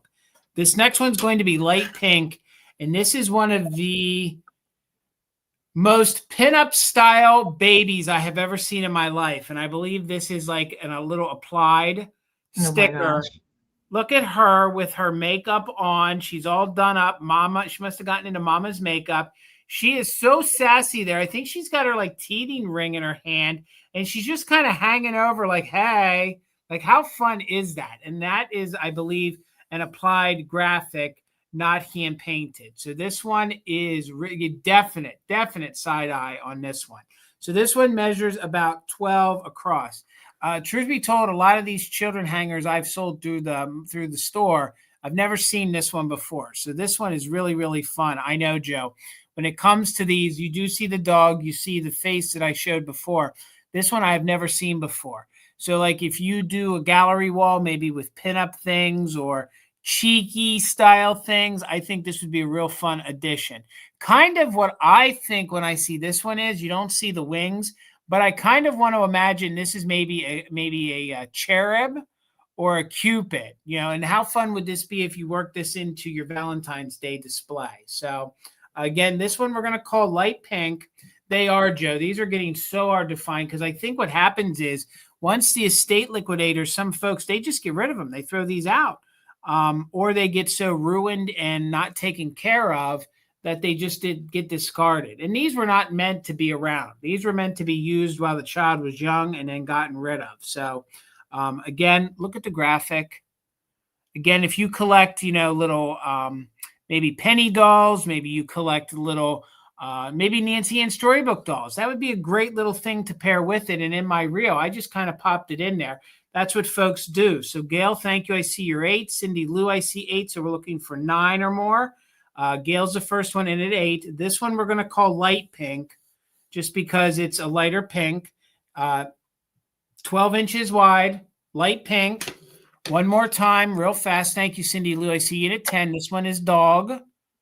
And this one would have been probably the boys' hanger. And you can see this one was never used because, you know, boys didn't hang their clothing up. So that's why that one, that one has no wear to it. And then this one's going to be dark pink. So just so you guys can see the difference in the pink, that's why we're going to call that one dark pink. So thank you guys for the bids. We're looking for 11 or more. Let's count them down. Dark pink, light pink, or dog. Okay? 20, 19, 18, 17, 16. 15, 14, 13, 12, 11, 10, 9, 8, 7, 6, 5, 4, 3, 2, 1. Bid end. Again, I've never had one like that before. Thank you. Is it Luna? Am I saying it right? It's Luna. Luna and then 11. Am I saying that right? I think so. I think so. It's Luna. Correct me if I'm wrong. Luna. Or Lana. Lana. Luana. Maybe it is Luana. I think it is Luana. I think you're right, Amy. So there's the bid end. Thank you so much. So at 12, you didn't need your just in case. Yes, Morning Angel. Thank you so much. So Morning Angel, let me know, did you want the blue with this one we're calling dog, that one we're calling light pink, and that one we're calling dark pink. Dark pink, light pink. Now I am doing the eye doctor kind of thing. Now I'm really spinning them in here on you guys. Like Cindy Lou is going to be your backup at 10, and then it goes back to Gail. All right. So you want the light pink one? Thank you so much. So that one is yours. So like Amy said, then my backup is Cindy Lou. Cindy Lou, were you interested in the dog or the dark pink? Dog or dark pink. And then Gail, I'll take the last two. Thank you so much, Cindy Lou. Congratulations. Thank you. All right. I'm going to get us both up here on the screen before we move into our recap. And I was waiting for her to pop in the chat, but I didn't really want to do it in the middle of the sale. It is Kim, our wonderful Kim, Desert Gal Curio's birthday today. Happy birthday, Kim. I'm glad that you could still pop on and join us for a little bit tonight. And thanks for spending your birthday with us. And I hope you had a good dinner. So happy birthday, Kim. We will spare you the singing. We won't sing, but happy birthday, Kim. All right. So we're going to move into our recap. So we will bring back items that did not find a home the first time around. So these are going to be quick claim items. If you are interested in something, do make sure to type in the item plus the price. All right. So that we know what you're trying to claim. If you are watching on the recap, you can always email us to check if something is still available. Just make sure to do that in a timely manner. And if there are more than one person interested in the same item, of course, we'll give it a moment for the lag. But if we see more than one person interested in the same item or trying to claim the same item, we will do a quick countdown. It will turn right back into a bid round just in case this can be in play, that sort of thing. Okay, just that we ask so that we know what you're trying to talk about. The item plus the price is what you need to type in the chat. Jason, I have 5 things. All right. Do you want me to go? Do you want me to do them all? Do you want us to flip-flop? You go ahead, Amy. Do them all. Okay. Do them all. You got it. Okay. Recap. All right. So I think this is going to be the most challenging for me to show. So I'll start with this. I did have my Victorian late 1800s scrapbook. It is full in here. Actually, the cover is pretty cool. Okay. So Victorian scrapbook with a couple bonus things that are just kind of loose in here. Does have an inscription in the front. All right. I'm not going to show it all again, but it does have some Palmer Cox brownies in here, which are pretty fantastic. Some Christmas, a little bit of everything in here. Advertising, nursery rhymes, that sort of thing. There is one loose page all the way at the back.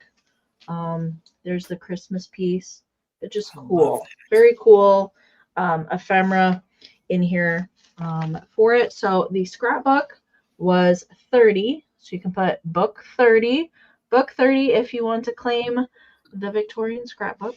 Very cool. I did have, for my first round, the choice of ceramic butterfly clip-on ornaments. So these have a little metal clip on the back side, so you could just clip it to a branch, or clip it anywhere, really, if you want to.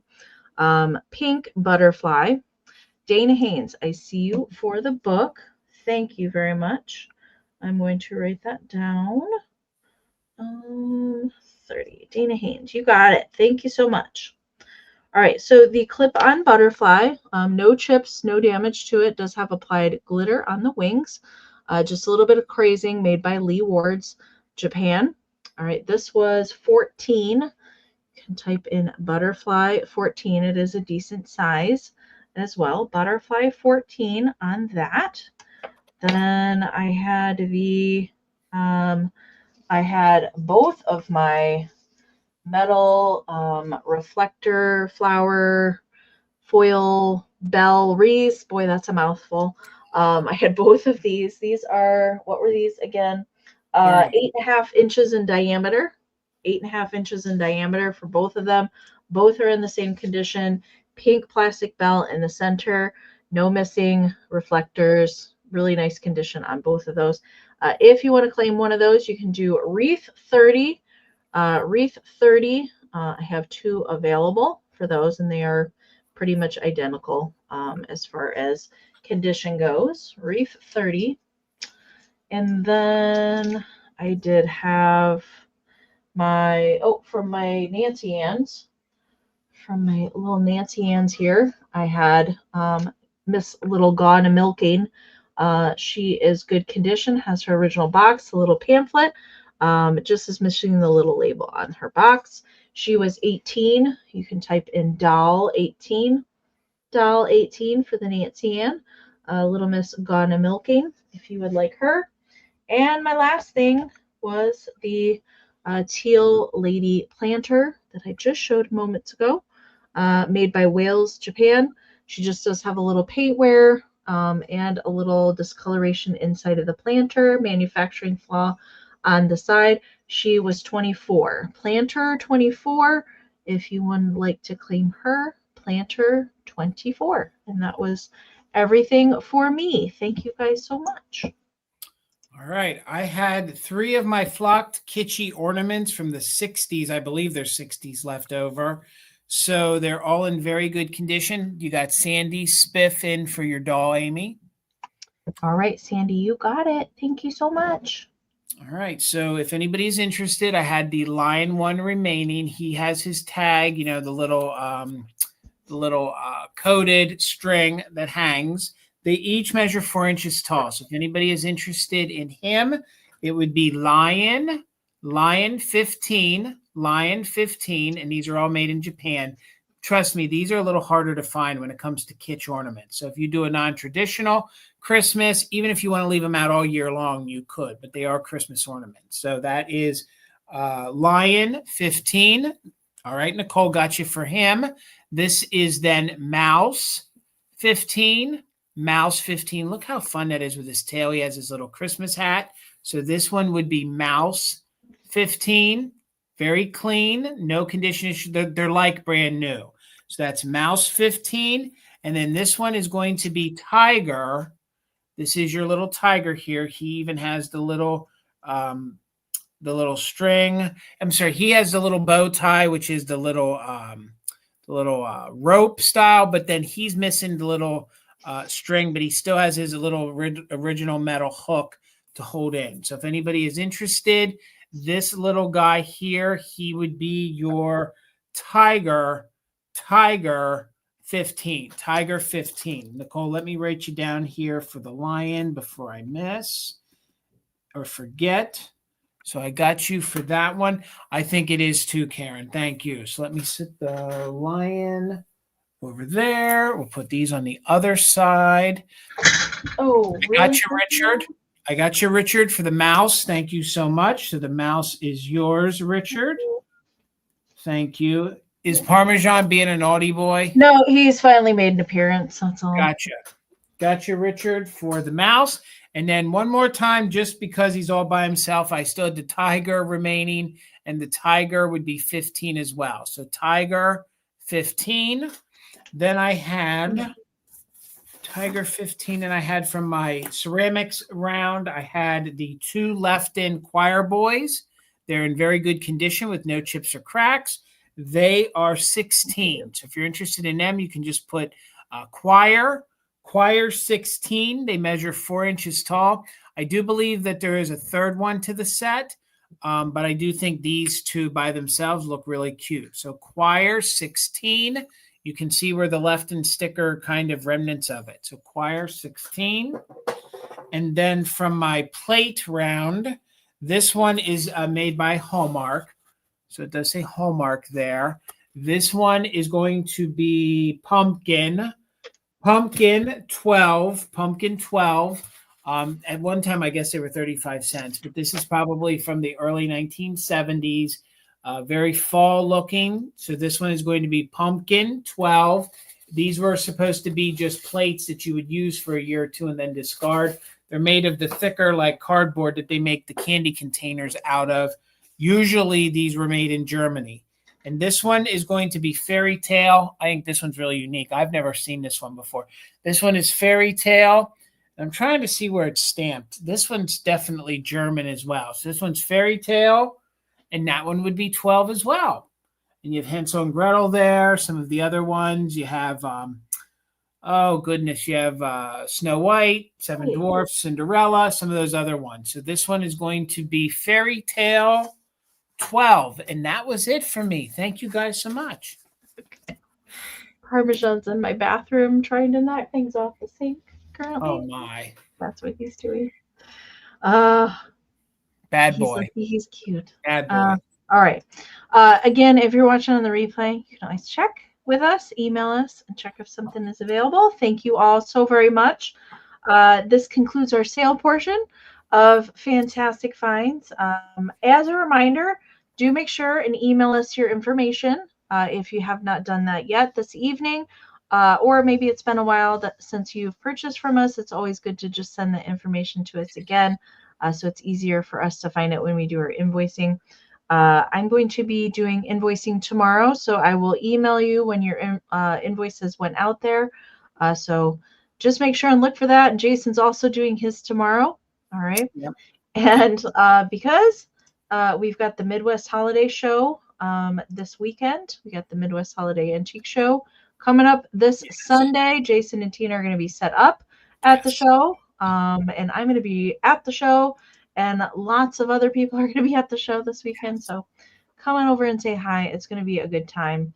And as a reminder, we will not be on Thursday next week. We are having a mini Fantastic Finds next Wednesday at 8 p.m. Eastern. So we're just doing 10 rounds next Wednesday because we have our Christmas Marathon sale coming up next Saturday.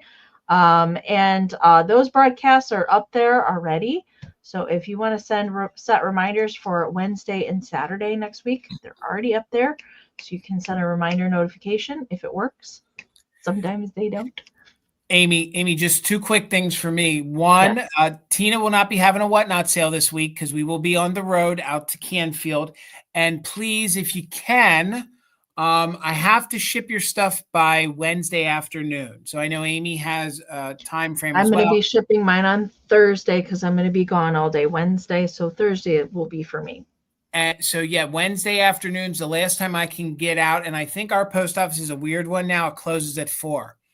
And Karen Williams, I'm just going to say there's not a time that I sell a piece of Moon and Star that I don't think of the time that you said that I grow Moon and Star in the backyard. So yes, every single time, even when I sell one at the store, I hear your voice in my mind asking me if I grow the Moon and Star. Because when I first started doing this on YouTube, Amie, almost every sale I had Moon and Star. It was Moon and Star. This is true. You did, because like I still don't really even see it that often. It must be a Pennsylvania thing. I don't know. It was an Amish thing. It's an Amish and Mennonite thing. True story. And they loved it. They love it. They still collect it. So yet, Karen, there isn't one 4 or 5 years now that I don't think of you when I offer up a piece of moon and star for sale. Right.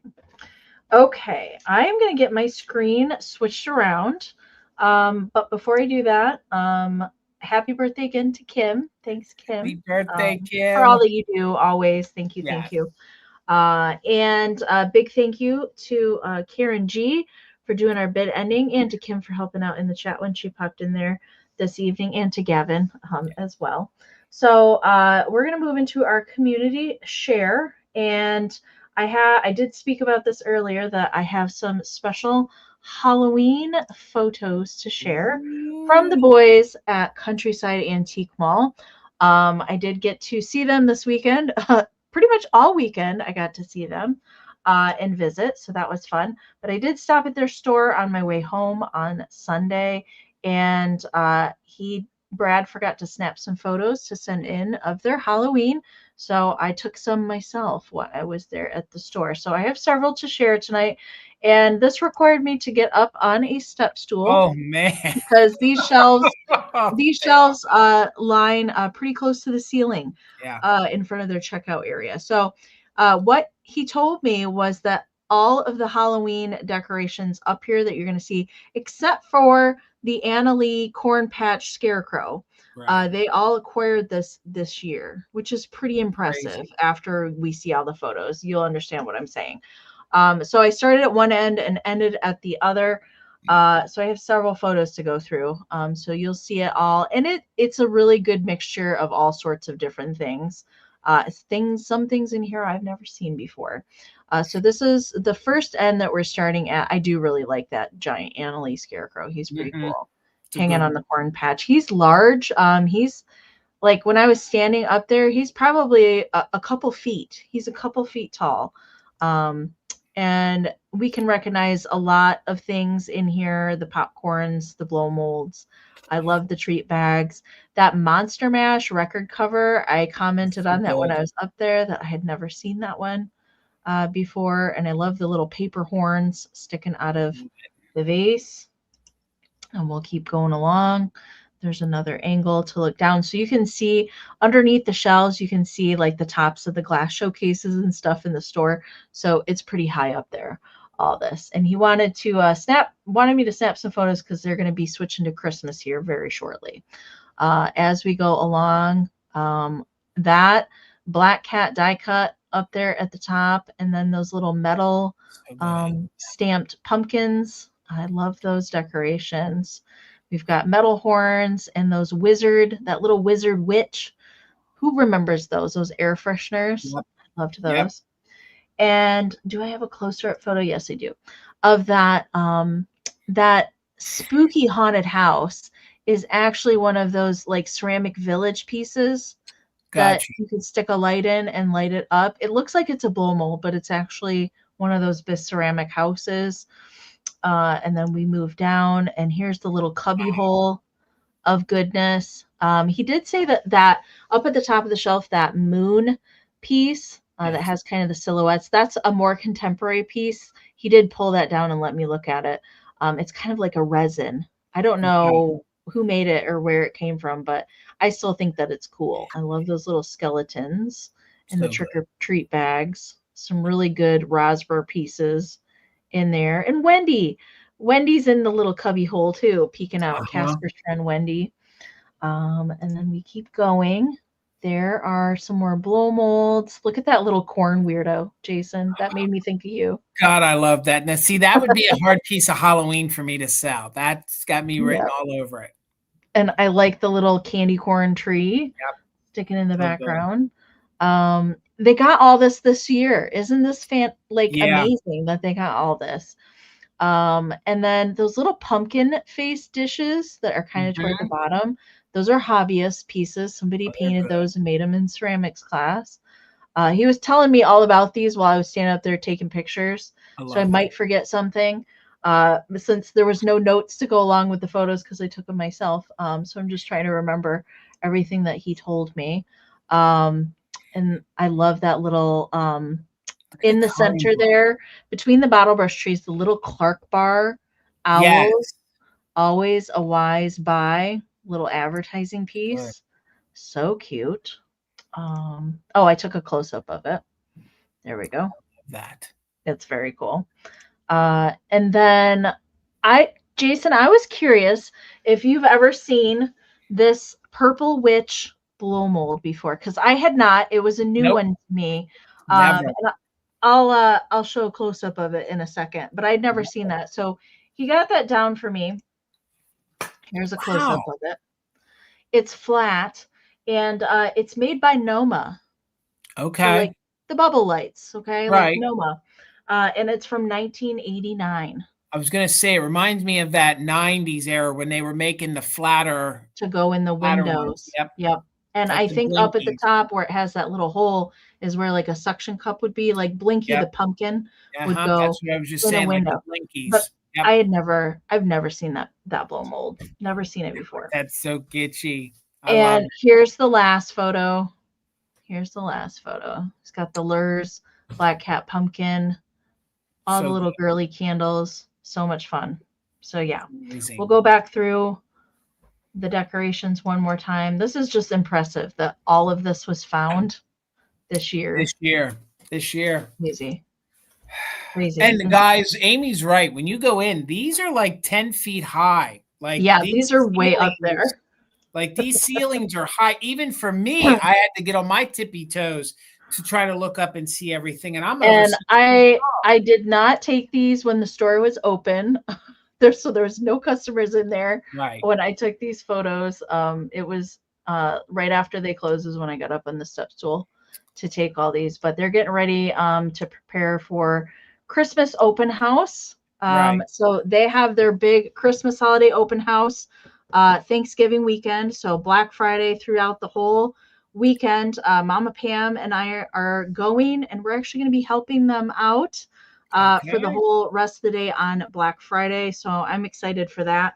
And if you guys want to visit Countryside Antique Mall, they are a little northwest of Indianapolis, Indiana, off of US 52. It's a huge store. You can spend hours in there. They are open every single day, 10 to 5. Do give them a follow on Facebook. Check them out. I love their store. Jason's been there. I've been there lots of times. If I lived closer, I would be there once a month. I'd be there once a month to shop. Absolutely. And no, these items aren't for sale. This is their personal collection that they put on display in their co-op, in their antique mall. Yep. Yeah. So those shelves, the very first time I visited Countryside, yes, Misty has been there as well. Yes. Misty and I have actually been there together several times. All their collections are on display in the store. They actually have cases, little smaller cases on display of their personal collections in the store that you can look at as well. But no, none of it's for sale. Nope. I've asked on a couple pieces and they said no, no, they're not for sale. But I do enjoy looking at them when I go in, and they do change them out every single season. They change it out up there. So it's always fun to see. So thanks for letting me take those photos, Brad and Greg, and sharing your awesome Halloween collection, since this is our last show before Halloween. But I do have more Halloween pictures to share. I do have some more to go through, so we'll be working on a little bit more Halloween as we get into November as well.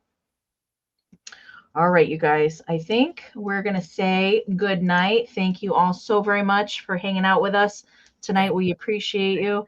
And thanks, Jason, for sitting shotgun with me as always. And always, Amy. My pleasure. Good luck traveling and setting up and everything. And I can't wait to see you guys this weekend. It's going to be so much fun. I know. So much fun. Just a couple days. You got it. I know. We're counting it down. All right. Have a good rest of your week, you guys. And maybe we'll run into you at the Midwest Holiday Show. Yes. Otherwise, we will be back here and we'll see you next Wednesday at 8 p.m. Eastern. Good night, you guys. Bye everybody.